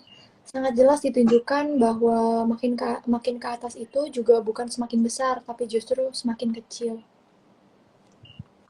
Ya kayangan begitu ya, tapi bentuknya emang kecil. Tapi kita dimasukin besar sekali. Sengertiku begitu. Seenggak-enggaknya dongengku begitu. Terserah yang nulis cerita sebenarnya kan. Iya. Lanjut. Lanjut. Kedua sandi yang ditinggalkan juga menunjukkan bahwa jagat langgeng bisa ditempuh dengan memanfaatkan jagat kecil, atau jika tidak tahu bisa menggunakan jalan di jagat gede. Itu semua pilihan, jadi mau menggunakan yang mana. Kalau zaman dulu kan nenek moyang kita memilih menggunakan jagat kecil, maka rata-rata ya jagat kecilnya jadi tidak ada di bumi gitu. Tapi kan banyak orang yang enggak, aku kurang tantangan kalau cuma itu, ya monggo aja menggunakan jagat gede, ya silahkan gitu. Terus kalau kesasar gimana? Aku hobi kesasar kok, nggak apa-apa dong. Oke, lanjut. Nggak bisa dilarang itu udah. Nah, kita lanjut.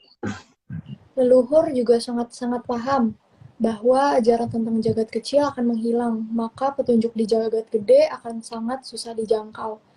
Dengan tata cara baru, jelas hanya bisa menggantikan tulisan yang ada di Arcapada, tapi tidak akan bisa mengganti sastraning bawana.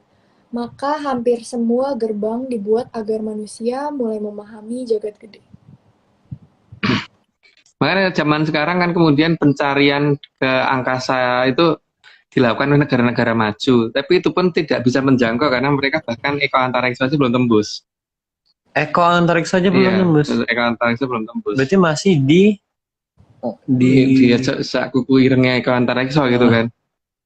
Jadi ya di sini kan memang tata cara ini harusnya dimiliki oleh negara kita di sejak masa lalu, tapi kan kemudian karena dianggap tidak penting dan dianggap malah yang ini dikatakan kesasar kan, jadi ya wes. Tapi ya sudah. Jadi kalau menurut aku sih, aku juga lebih suka kalau gini ya, kalau orang memilih melalui jaket gede sementara kita enggak, jadi paling enggak kita duluan nyampe nya gitu. Kan bisa istirahat duluan kan lumayan loh. Oke, lanjut. Maka meskipun lebih sulit dalam memahami jagat gede, tapi patokan di jagat gede tidak akan pernah bisa diubah oleh manusia karena merupakan sastranya bawana. Leluhur juga menyadari bahwa gerbang yang ada di jagat alit yang seharusnya lebih mudah dijangkau akan menjadi lebih susah dijangkau karena berubahnya ajaran yang sama sekali tidak nyambung dengan jagat alit. Maka petunjuk menggunakan jagat alit hanya dibuat sedikit oleh leluhur. Ya, karena banyak yang sangat tidak nyambung karena kemudian beralih ke filsafat. Itu yang benar-benar tidak ada hubungannya sama sekali, itu banyak sekarang. Tapi apakah itu aku ngomong tidak nyambung itu karena memang logika yang terlalu pendek, apa yang terlalu bego, atau memang nggak nyambung beneran, atau memang yang tidak nyambung itu menjadi hobi, itu ya nggak tahu. Tapi lucu juga sih kalau misalnya kayak alamat rumahku difilsafatkan gitu. Wah, aku tulis rumahku pagarnya hijau. Tapi orang akhirnya mengartikan, wah Aryo itu suka kenyamanan. Wah kan salah jadinya. Suka tanaman, suka daun muda, hijau. Suka hijau gitu.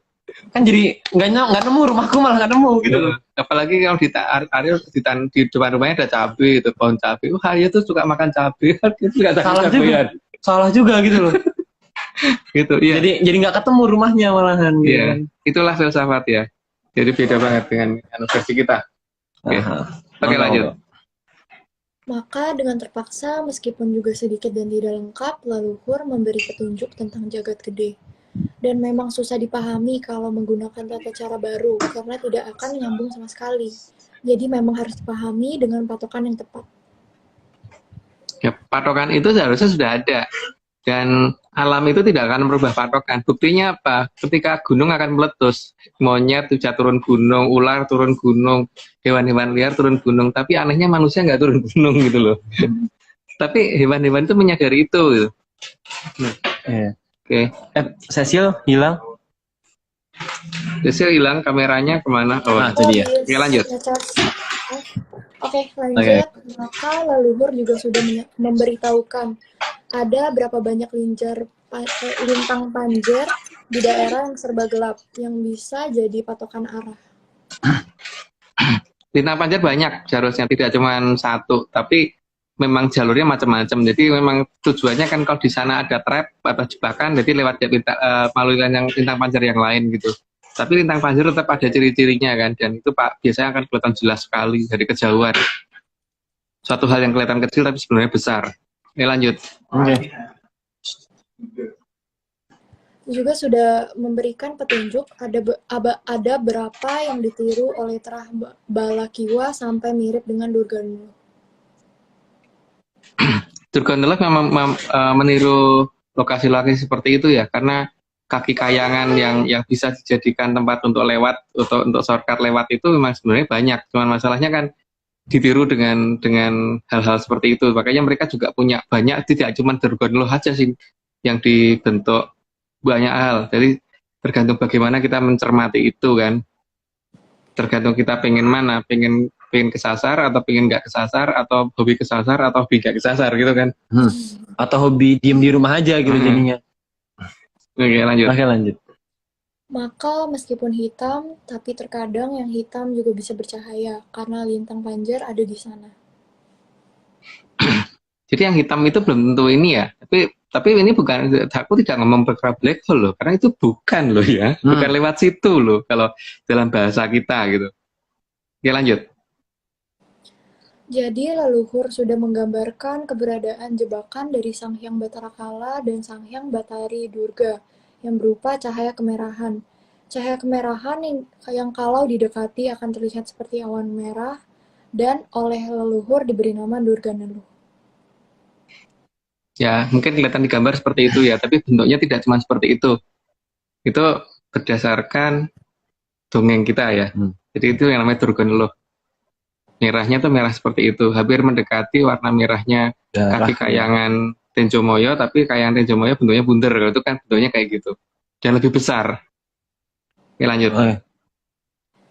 Durganalu tidak hanya satu, tapi jumlahnya ada lumayan banyak dan juga ada dalam beberapa rasi bintang yang justru menjadi tujuan. Itu yang harus hati-hati. Jadi semoga paham dengan maksudnya, karena kalau dari sini mungkin nggak begitu kelihatan. Mungkin kalau pakai teleskop agak kelihatan.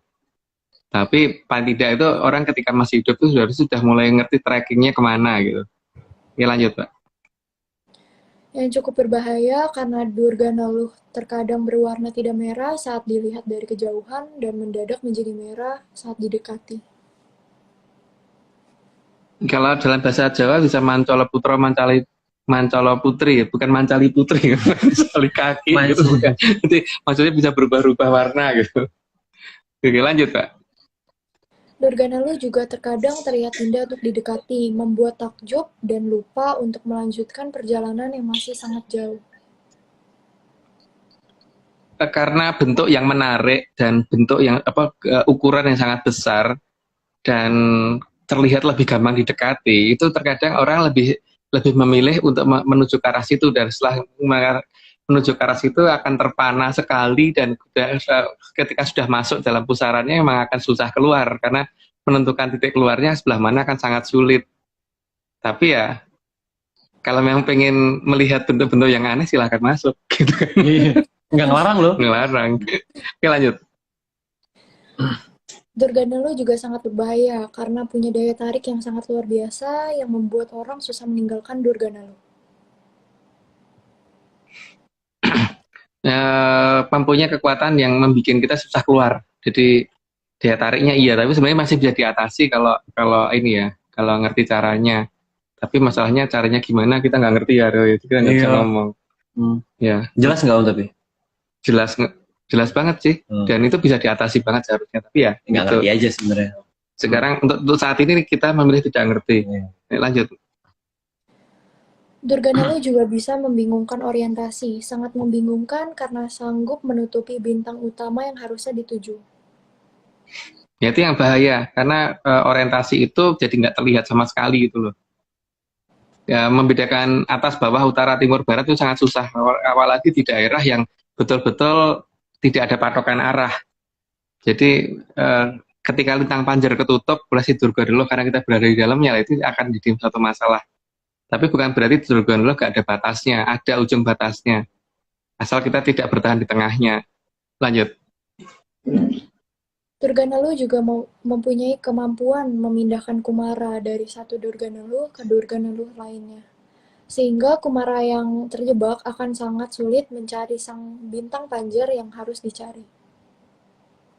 Dengan dipindah-pindah dari satu Durganalu ke Durganalu yang lain, itu akan membuat orang jadinya kalau sudah berpikir, oh arahnya ke sana, nanti kalau aku udah keluar dari ujung sana kan ketemu lintang panjar itu. Begitu keluar lintang panjarnya nggak ada, karena berada di tempat yang sangat jauh, atau mungkin arahnya jadi berubah gitu, orientasinya jadi membingungkan di situ. Oke, lanjut. Maka hampir mirip dengan permainan ular tangga. Kalau Kumara masuk ke dalam Durganalu, maka akan pindah ke tempat yang mungkin tidak dikenal dan butuh waktu yang sangat lama untuk menemukan bintang panjar. Jadi patokan-patokan itu harus dipahami, dan paling tidak itu ya jangan menuju ke daerah yang sifatnya jebakan. Dan jebakan itu leluhur nyebut dengan salah satu namanya adalah Durganalu. Tapi kan kalau itu dianggap sebagai tujuan ya nggak apa-apa. Karena bisa aja di sana abadi, di situ juga bisa kalau nggak pengen keluar. Iya benar. Karena indah loh tempatnya. Katanya Aryo. Kok kata aku tuh diem loh. Aku tuh diem loh. Ayo kita lanjut saja. Maka keberadaan jebakan yang bernama Durganalu menjadi prioritas leluhur agar dikenal anak cucu. Jadi makanya diabadikan nama itu. Cuman masalahnya nama itu mungkin sekarang masih dikenal orang, tapi sayangnya bentuknya enggak gitu kan. Dan posisinya di mana gitu. Kalau dulu sudah ada ininya penjelasannya, itu di mana itu harusnya sudah ada. Ada banyak serat yang kayak itu, tapi nggak tahu seratnya sekarang kemana gitu kan. Iya. Atau seratnya nggak tahu kemana, ya nggak ada juga, kita nggak tahu juga sebenarnya. Ya, oke, lanjut. Namun jebakan bukan hanya Durganelu saja, masih sangat banyak jebakan yang lain. Dalam serat Mandalagiri di Jagat Gede ada sekitar 400 jenis jebakan dari Sang Hyang Batara Kala dan 1.300 jebakan dari Sang Hyang Batari Durga.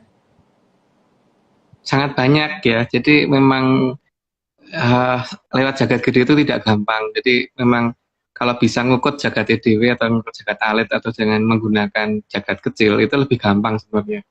Cuman tradisi itu nggak tahu kemana ya. Sekarang kok kayaknya sudah menghilang.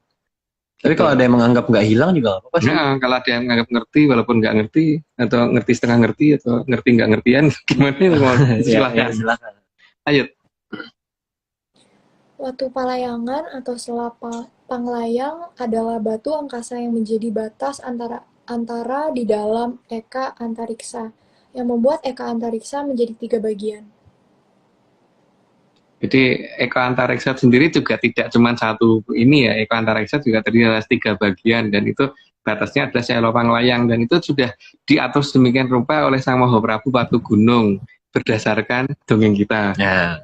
Dongeng itu itulah namanya dongeng. Lanjut. 70 ya disclaimer. Watu Palayangan itu ada di antara suku Kahyangan Pangluwung dan suku Kahyangan Tenjo Maya. Itu kelihatan kok dan kalau menggunakan teknologi sekarang juga bisa dilihat sebenarnya, tapi teknologi sekarang menamakan itu bahasa sekarang menamakan itu dengan bahasa yang agak aneh gitu bagi aku gitu loh. Lebih gampang dia katakan Selo Panglayang daripada yang lain gitu. Oke, lanjut. Apa? Enggak jadi. Oh iya, nggak jadi. Kita lanjut lah. Tangguh. Suku Kahyangan Pangluwung adalah salah satu gerbang masuk ke Kahyangan Pangluwung. Ini salah satu ya, berarti bukan hanya itu maksudnya. Jadi ada banyak, cuman itu yang gampang terlihat dari bumi. Gitu. Tapi ya itu kalau kenal dengan yang punya Kahyangan Pangluwung, kalau enggak ya paling mendekat suruh pergi. Gitu. Atau mendekat malah diartikan, wah artinya gitu kan. Jangan diartikan artinya ya. Karena ya suku Kahyangan Pangluwung ya Kahyangan Pangluwung, berarti bukan sesuatu hal yang harus diterjemahkan. Seperti tadi alamat rumahnya Aryo itu misalkan jalan sekian, jalan ini nomor ini, jangan diartikan nama jalan adalah karena nomornya ternyata alamatku tuh misalnya nomor 3 blok 3 nomor 3 gitu. Jangan diterjemahkan sebagai nomor togel ya. Jangan diterjemahkan sebagai nomor togel gitu. Malah dibilang, oh Aryo itu angka 3 tuh melambangkan ini gitu. Enggak, itu malah enggak. Rumahku nggak ketemu jadinya. Malah nggak ketemu rumahnya. Nggak nyambung. Oh ya, sekarang berarti masuk ke disclaimer lagi. Kita tunggu sebentar. Dicari videonya. Ini semua cuma dongeng kalau nggak. Sabar. Ini hari ini hari ini nggak ada request, karena nggak ada request echo, jadi sekali-sekali nggak pakai echo. Oke, ini dia disclaimer kita. Ini semua cuma dongeng. Kalau nggak percaya ya nggak apa-apa. Tapi kalau mau percaya ya jangan. Oke, mantap sudah. Mantap. Jadi mungkin Cecilia bisa diulang sekali lagi. Oke. Disclaimernya. Ini semua cuma dongeng. Kalau nggak percaya nggak apa-apa. Kalau percaya ya jangan. Tuh. Oke, mantap.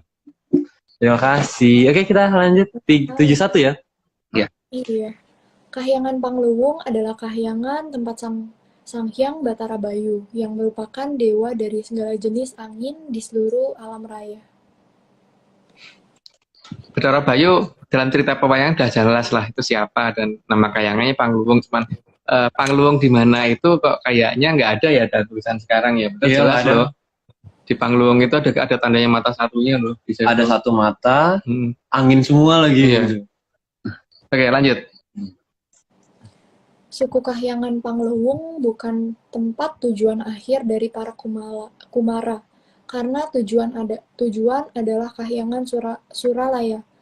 Suku Kahyangan Pangluwung hanya bisa digunakan untuk bertanya arah kepada para Hapsara dan Hapsari yang menjaga pinggiran kaki Kahyangan Pangluwung. kalau dalam dongeng kita kan memang tujuannya adalah Kahyangan Suraloyo. Tapi kalau misalkan ada yang menganggap Kahyangan Suloyo ya nggak apa-apa gitu. Oh, Suloyo tak artinya apa? berantem. Oh, berantem. Kahyangan tukang Suloyo gitu nggak apa-apa. Tapi ya, itu kan hak masing-masing ya, memberi namanya apa. Mungkin aku Kahyangan Suraloyo, ayo Kahyangan Suloyo. Jangan, jangan. Jangan.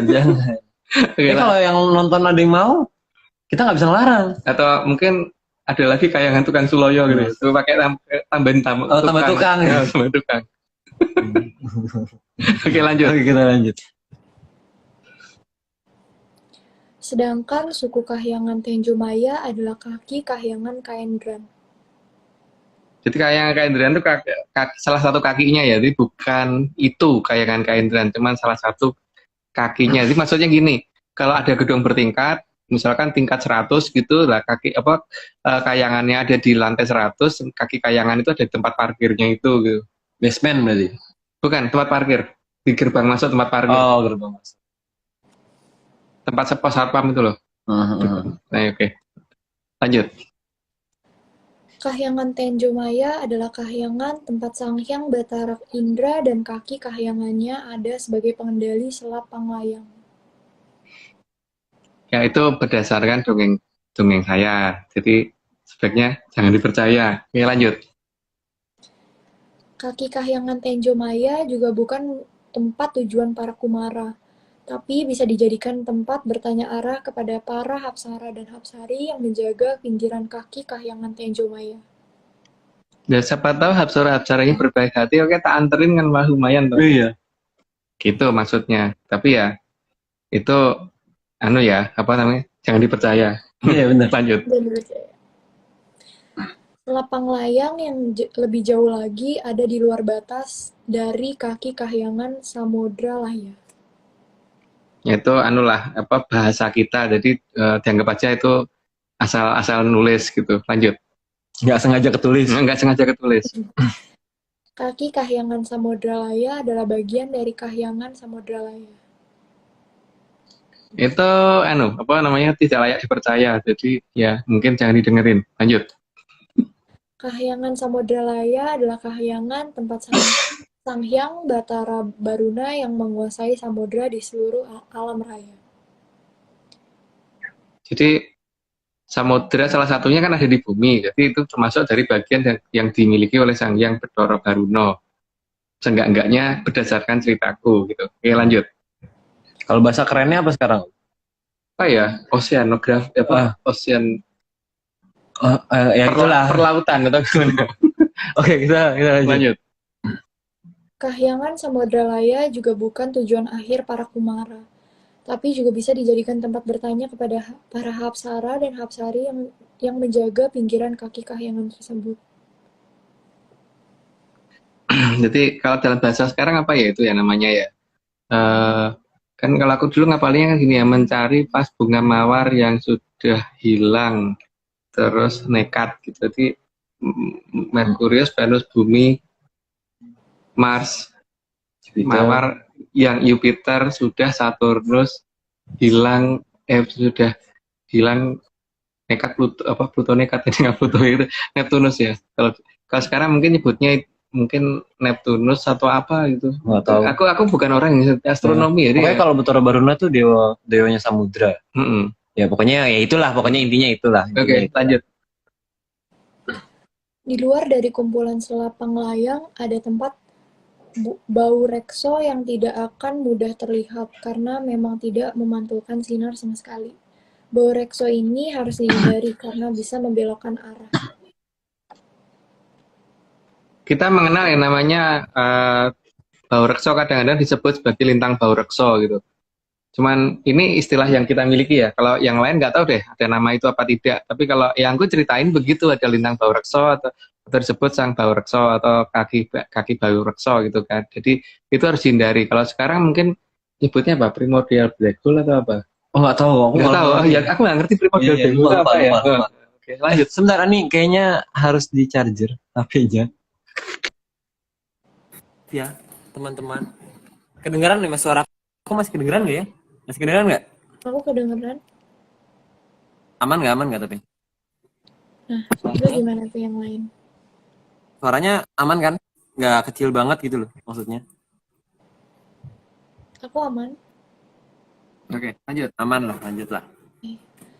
Sang bau rekso tidak besar, tapi sangat mampu mempengaruhi pola pergerakan dan arah pandangan dari para kumara yang lewat dan kurang waspada. Karena kalau kejebak masuk situ akan sangat susah keluar. Minta tolong pun siapa yang nolong juga nggak tahu siapa yang sanggup gitu kan. Jadi ya semoga itu bisa dihindari. Tapi kalau memang pengen masuk ke sana ya nggak apa-apa karena mungkin butuh tantangan gitu kan. Kayak nyoba gitu penasaran, oh orangnya kepoan gitu loh. Ngelihat itu, pengen masuk gitu. Itu nggak apa-apa loh, nggak dilarang. Atau malah pengen di dalam terus laporan ke kita gitu kan nggak Iya. apa-apa, nggak apa-apa gitu. Oke, kita lanjut lah.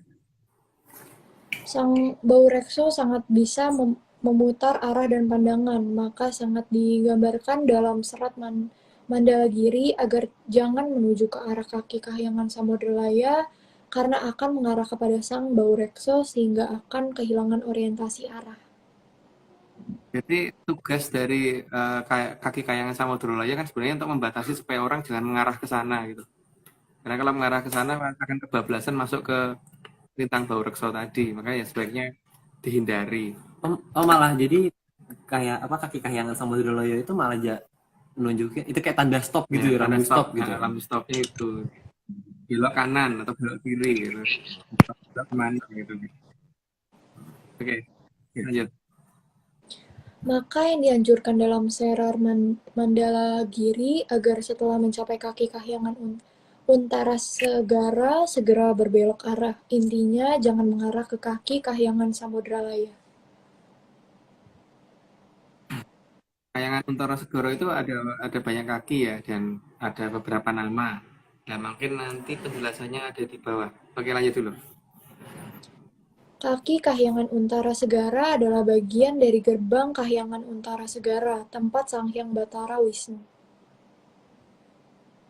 Yang Batara Wisnu sangat populer lah, jadi mungkin nggak perlu dikasih penjelasan. Lanjut. Kahyangan Untara Segara adalah kahyangan yang sangat mau membantu memberi arah, karena Sang Hyang Batara Wisnu memang pamong dari semua manusia, tentunya bagi yang mengakui beliau sebagai pamongnya. Ya, kaki kayangan Kuntoro Segoro banyak ya. Yang terdekat itu kaki kayangan Bolosrewu kan, makanya diiteris oleh batu, ribuan batu karena namanya memang kaki kayangan Bolosrewu. 1000 tuh 1000. Mungkin bahasa kerennya apa ya? Terus atau apa ya? Nggak tahu itu. Ya, nggak tahu juga. Nggak ngerti. Kita nggak tahu namanya sekarang. Oke, lanjut. Maka keberadaan selapang layang yang ada dan mengelilingi kaki Kahyangan Untara Segara itu untuk menjadi penanda akan adanya bahaya kalau menuju arah Bau Rekso. Jadi sebenarnya petunjuk dari tingkat stopnya ada di kaki kayangan Samudroloyo, sementara petunjuk untuk segera berbeloknya ada di kaki kayangan Bolosrewu gitu, yang merupakan salah satu dari ujung kaki kayangan Untara Segoro. Jadi kayak ini ya, jadi kayak rambu ini apa, Mulai belok kanan. mulai belok kanan atau ini kamu Ke namanya? depan jalan buntu. Iya, itu di depan jalan buntu itu. Ya, lanjut. Kaki Kahyangan Untara Segara juga bukan tujuan akhir, tapi bisa dijadikan tujuan akhir bagi para dharma baktinya diterima oleh Sang Hyang Batara Wisnu. Karena dari Kahyangan Untara Segara bisa dibukakan gerbang ke Kahyangan Suralaya. Memang tidak semua orang bisa itu ya. Apalagi kaki kayangan Bolosrewu itu benar-benar penjagaannya paling ketat. Jadi salah satu kaki. Nanti kan ada banyak ya, cuman yang ini namanya kaki kayangan Bolosrewu. Tapi kadang-kadang disebut juga sebagai kaki kayangan Untara Segoro karena memang Untara Segoro itu salah satunya Bolosrewu. Lanjut. Namun, bagi yang tidak diterima dharma baktinya oleh Sang Hyang Batara Wisnu, maka harus meneruskan perjalanan dengan menghindari Sang Bau Rekso. Jadi petunjuk sudah ada, cuman nggak tahu petunjuk ini kapan, kenapa kita yang nerima gitu sih. Ya. Jadi kalau dianggap nggak penting juga nggak apa-apa gitu. Oke, lanjut. Kaki Kahyangan Untara Segara biasanya akan membelokkan arah agar menjauh dari Bau Rekso, sehingga akan masuk pada daerah yang dinamakan Taman Nita Luki. Itu bahasa kita ya, jadi jangan dipercaya deh. Lanjut. Dari Taman Nitaluki ini, lintang panjar akan semakin terang, akan makin terlihat terang sehingga makin mempermudah mengarah ke sana. Dan lepas dari Taman Nitaluki harus kembali waspada dengan beberapa hal yang bisa mengganggu arah. Jadi paling tidak ada patokan lah. Kalau di nanti akan kelihatan lintang panjang mulai kelihatan lagi. Dan ingat ya, lintang panjang itu kalau didekati belum tentu ada, karena memang dia tugasnya mengarahkan orang sampai titik tertentu itu aja. Setelah itu akan kelihatan lintang yang lain. Dan warna bisa berbeda, tapi tingkat kecerahan akan kelihatan mana yang paling terang, itulah yang jadi arah. Gitu paling tidak begitu. Lanjut. Saat melewati Taman Nitaluki akan terasa aneh, karena ada perubahan arah dari Dadung Sembrani sehingga sangat mungkin terjadi disorientasi.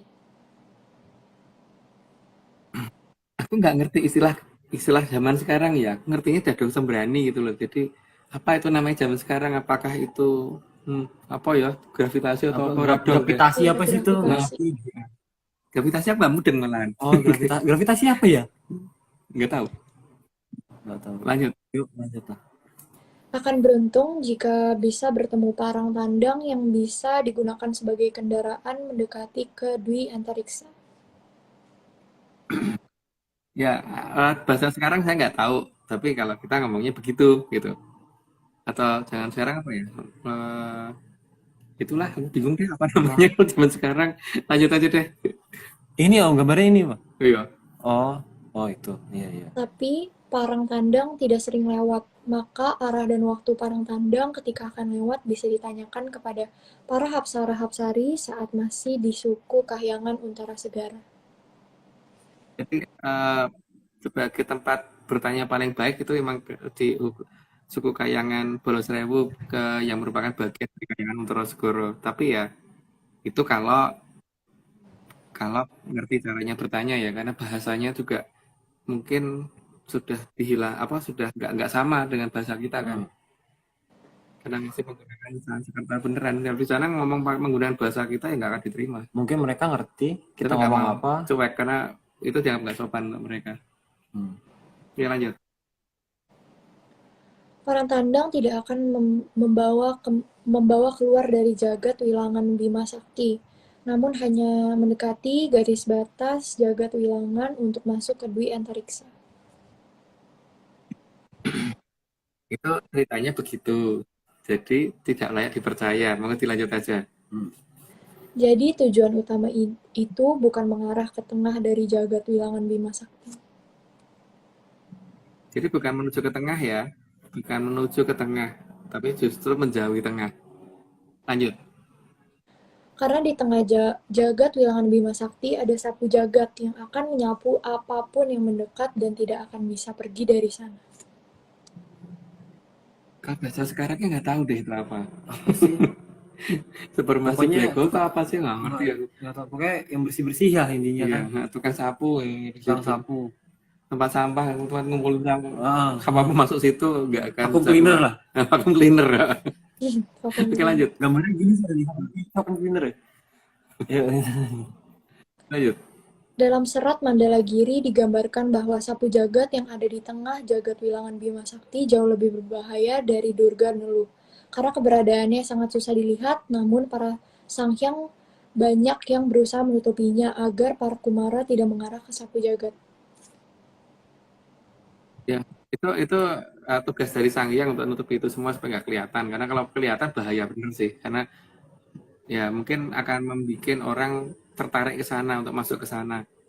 Tapi ya mungkin cukup berhasil. Tapi tetap aja orang yang mungkin lewat bisa aja berbelok ke sana karena mendekat saja itu sudah berarti akan ketarik gitu kan. Lanjut. Berarti kayak black hole gitu ya. Nah, aku nggak tahu namanya black hole. Black hole apa ya? Kayak black Yang hole mana sih. sih black hole? Kalau nonton Interstellar tuh. Oh, gitu. nggak pernah nonton film ya?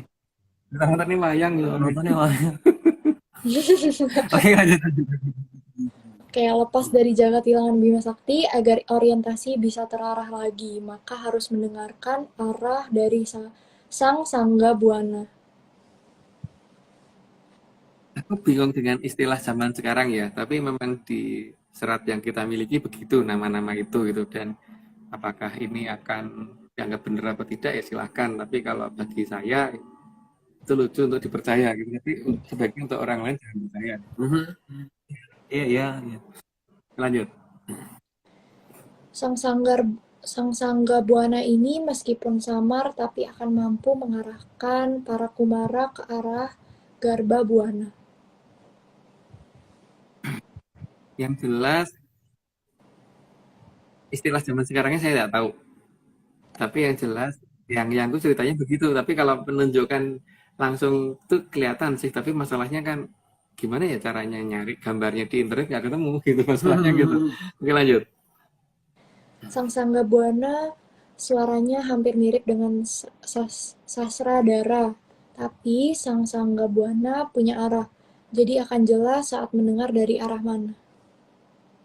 Jadi bisa menjadi patokan arahnya itu. Jadi kalau kita jalannya keliru akan jelas suara itu menghilang. Jadi kalau suara itu menghilang, berarti ya kita jangan jangan menuju ke arah itu sampai mengarah ke suara itu yang paling jelas gitu.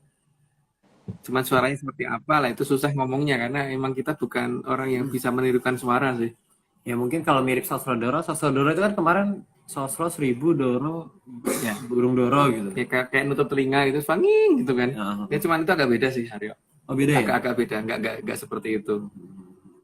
Itu tapi ya itu ceritaku loh, jangan dipercaya. Lanjut. Sang Sangga Buana juga akan membuat waktu menjadi samar, karena antara masa lalu dan masa sekarang akan jadi terasa menyatu. Makanya nenek moyang kita kan membiasakan kita seperti itu sebenarnya. Maka di dalam sistem bahasa kita itu kan kita tidak mengenal yang namanya future, past, dan present. Semuanya present kan. Kita ngomong present semua. Makanya pertama-tama untuk orang-orang di Indonesia itu kalau belajar bahasa Inggris akan kesulitan karena itu kita nggak apa-apa present. Ngomongnya semuanya present. Karena memang nenek moyang kita masa lalu, masa depan, dan masa sekarang itu bisa disatukan. Nah, jangan kaget kalau ada orang kadang-kadang menemukan suatu peristiwa aneh berangkat jam 7 pagi nyampe jam 4 pagi malah mundur, itu juga banyak kasus seperti itu, tapi ya itu itulah yang menjadi uniknya negara kita itu. Tapi kayaknya perlu disclaimer dulu deh Arif. Perlu disclaimer lagi ya? Tapi disclaimer dari Anu aja, Cecil aja. Ya Cecilia silakan Oke, disclaimernya. ini semua cuma dongeng. Kalau nggak percaya, kalau nggak percaya, kalau tidak percaya bagus ya Kak. Betul. Kalau nggak percaya nggak apa-apa. Kalau nggak percaya nggak apa-apa, kalau percaya jangan. Nah mantap. Oke, Kita lanjut. Jangan percaya guys, cuma dongeng. Oke, dalam mengarungi dwi antariksa sangat perlu memperhatikan Sang Sangga Buana supaya tidak masuk ke jagat wilangan lain yang juga mengeluarkan sejenis sastradara dari pusat sapu jagatnya. hati-hati di situ karena memang agak mirip tapi beda sih. Kalau sudah terbiasa ya beda. Tapi masalahnya kan gimana kita memberitahu kan, ngerekamnya aja nggak bisa kan, Ya makanya. ada bentuk suaranya lain, tapi ya kalau leluhur sih biasanya memberikan gambaran itu jelas, tapi masalahnya kan zaman sekarang itu orang anggap leluhur itu nggak ada. Soalnya itu kan Atau dianggap filosofis malah. atau dengan filosofi itu di masalah hilangnya karena itu, tapi ya eh, mungkin mereka nganggap kita yang mengada-ada gitu kan, jadi ya memang lebih baik dianggap mengada-ada nggak apa-apa deh. Emang mengada-ngada Memang kan? ada-ada. Iya mengada-ngada kok. Emang mengada-ngada. Jadi jangan Jadi jangan percaya. percaya. Oke, lanjut. Oke lanjut. Daerah ini yang dikenalkan leluhur dalam serat Mandalagiri dengan sebutan Babut, di sini jika Sangga Buana makin besar, maka akan makin menjauh dari semua jagat wilangan. Ya, itu bingung mencari istilah domin apa persamaan zaman sekarang itu nggak ngerti bener. Ini lanjut aja deh. Oke jagat wilangan itu jumlahnya ada berapa ya? Lumayan. 1.100.000. Jagat wilangan itu Bima Sakti. Kalau kita kan jagat wilangan Bima Sakti. Jadi ada 1.100.000. 1.100.000 Berdasarkan yang aturan jadi begitu. Prabu Watu Gunung ya. Oke, lanjut. Cuma harus berhati-hati agar tidak terdorong oleh angin kalapraharan yang amat sangat kuat.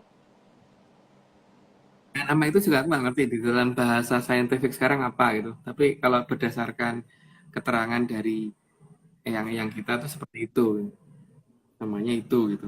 Ya, lanjut.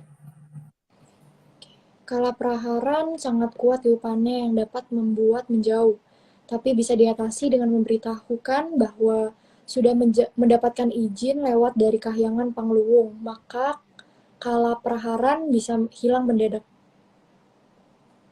Karena memang itu ada dalam subordinat dari ini Sang Hyang Bathara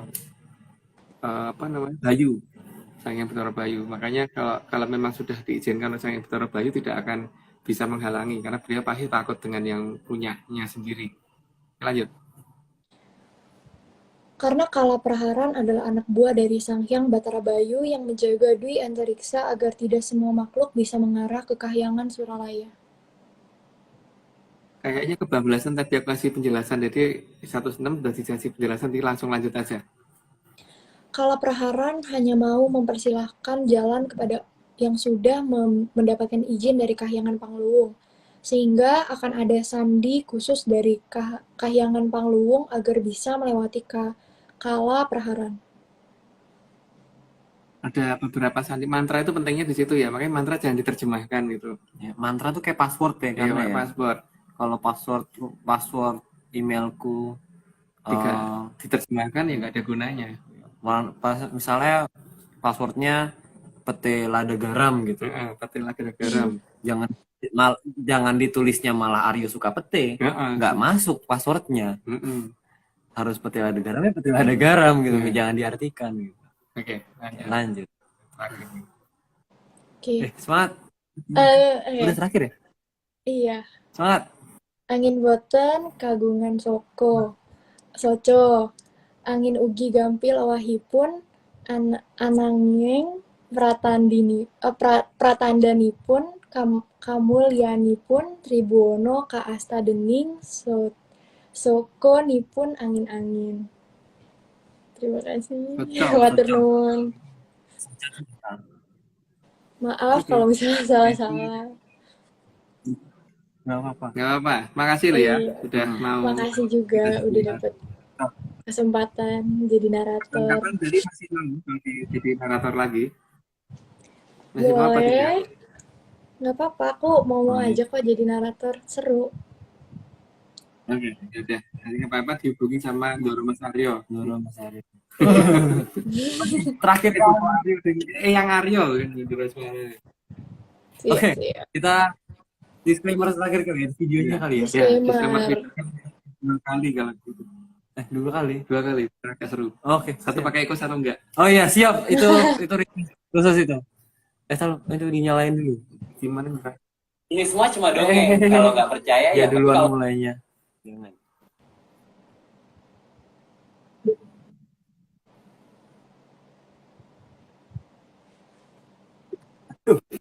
Oke.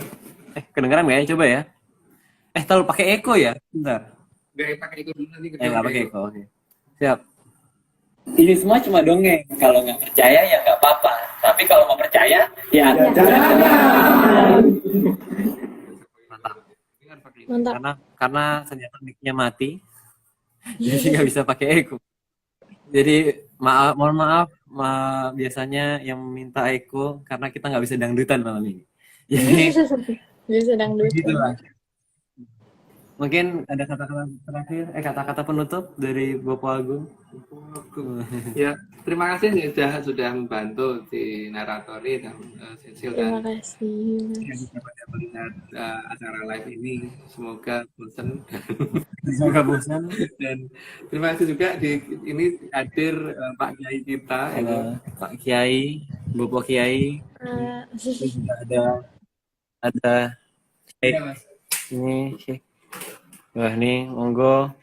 Waduh, rahayu. Salam menyapa. Oke. Terima kasih ya semuanya ya sudah mau. Karena tapi kangen loh, disclaimer tuh kangen loh ternyata. Jadi teman-teman ini semua cuma dongeng. Jadi kalau nggak percaya nggak apa-apa, tapi kalau mau percaya ya jangan gitu. Coba deh dipikir-pikir lagi, keputusan hidup itu dipikir-pikir lagi gitu loh. Jangan gitu. Oke, ini disclaimer terakhir. Disclaimer terakhir. Kita cari dulu. Dicari dulu. Mana ya? Ini dia. Oke. Jadi tim Atlantis Crisis Center atau ALC tidak pernah menjual jasa untuk berkomunikasi atau bertemu dengan para leluhur dalam bentuk ritual apapun. Waspada terhadap oknum yang mengatasnamakan tim ARC. Ritual resmi hanya dilakukan oleh Mas Agung Bimo, Mbak Vicky, dan juga Mas Aryo Dimas. Untuk informasi resmi, silakan hubungi via DM IG @Vicky-Ananda. Jadi @Vicky Ananda ini emang Orangnya sakti banget. orangnya sakti banget, bisa on 24 jam, 25 jam sehari.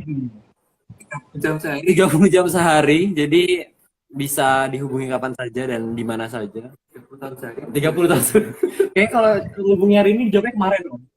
Gitu, memang sistemnya begitu. Kita nggak ngerti juga kadang-kadang. Ya, aktif 30 tahun sehari yang begini. Bingung kan? Bingungnya udah. Jadi terima kasih juga ya kemarin rekan-rekan yang sudah mau hadir di Kopdar Dim Bogor di sini tempatnya di sini. Seru banget kemarin ya. Pertanyaannya juga asik-asik. Lebih dari 35 orang. Lebih lah itu. Pertanyaannya juga seru-seru. Ya seru lah pokoknya intinya. Jadi kalau gitu kita sudahi ya malam hari ini, atau ada yang lagi, atau Cecil mau cerita? Sudah Sudah. sudah. Kalau kita sudahi saja malam hari ini. Ada yang nanya Bekasi kapan? Bekasi nanya. Aduh, belum bisa menentukan hari ya. Karena kita sudah merencanakan untuk kembali terus mungkin kemana lagi? ya. Ya kemana-mana pokoknya. Kemana-mana. Oke. Kita terima kasih sebesar-besarnya kepada Ki Tunggal Jati Jaya Mongrogo yang sudah mau menjadi pamong bagi kita semua. Kemudian juga terima kasih Mas Bopo Eyang Agung menjadi narasumber dan juga sudah mau membuatkan slide kita pada hari ini. Terus kemudian juga Mbak Cecilia Purnama juga sudah mau menyumbangkan suaranya. Mbak Bunda kayaknya. Oke, terima kasih Mbak Cecilia Purnama juga sudah mau menyumbangkan suaranya hari ini. Terus juga Mas Nogo yang sudah mau merapikan slide. Kemudian juga Bang John, seperti biasa gambarnya hari ini lucu sekali, menggemaskan. Dan juga tentunya terima kasih kepada Mbak Vicky, terus kemudian Mas Eskel juga, terus Om Iwan, dan segelintir tim ARC lainnya yang mungkin tidak sempat disebutkan. Dan terakhir terima kasih juga kepada Chief Eksekutif dari Atlantis Center, Bos Besar Bapak Marius Gumono, yang sudah mau memperkartai ya ini acara ini hingga hari ini berjalan sampai episode 100 sekian. 13. Banyak ya, Kak. Nah, Mantap. dan ada permintaan ini kayaknya ditunggu 115 karena Paling seru nanti. paling seru 115. Mungkin Cecilia kita book 115. Berarti 2 minggu lagi ya. 2 minggu lagi ya. Siap? Siap. Siap. Rabu 2 minggu lagi. 27 berarti. Rabu 2 minggu lagi. Karena kayak seru banget itu ya nanti ya. Paling seru. Wih, Karena itu keren pertesan dari Mongo Prabu yang sudah dilupakan. Mongo Prabu yang sudah dilupakan karena ceritanya Dan nggak dalam ada. sejarah kita tiba-tiba nggak tahu kenapa nggak ada. Itu sama Mongo Prabu, Mongo Gading. Mongo Prabu Foto Gading, bahkan namanya aja masih ada bahkan. Iya. Tapi di ceritanya hilang gitu. Jadi ini Raja yang sangat hebat. raja yang sangat hebat. Paling Betoro Wisnu. Betul. Yang kita kenal yang paling hebat itu beliau itu saya tahu. Tidak tahu dalam sejarah kita kenapa itu hilang. Tapi makanya besok beliau akan menceritakan apapun yang pernah dia ajarkan Oke di nitip pesannya malah melalui buku Aryo. tapi ingat ya ini cuma dongeng ya, lupa ya, cuma dongeng ya, Oke. cuma dongeng. Nggak tahu sih, itu sempat itu. Oh bukan. Oh, bukan ya? Sangat tidak. Oh enggak. Kira mau diartikan kelapa gading tuh ini rasanya ini, oh enggak bukan. Enggak. Oke, kita sudahi malam ini. Terima kasih sekali lagi kepada semua yang menyandar, juga Cecilia, Om Agung, dan rekan-rekan yang hadir di sini semuanya. Sampai jumpa di pertemuan berikutnya di 114 episode terakhir tuh kayaknya. Episode terakhir dari kalau kita jelaskan itu udah bingung karena kita tidak menemukan pelajaran bahasa saya itu sekarang kan. Oh, Murcaning Jagat Alit yang terakhir nih. Oke, seri Murcaning Jagat Alit akan berakhir hari ini. Jadi minggu depan sudah masuk ke tema baru. Jadi sampai jumpa di minggu depan di 114. Nanti narasumbernya Mbak Vicky Ananda. Narasumbernya Mbak Vicky Ananda, naratornya Magung bukan ya? Oh. Oke, jadi sampai jumpa di minggu depan. Tetap jaga kesehatan, salam sehat dan juga salam menyan. Dadah semua. Baik, Kak. Baik, Mas Agung.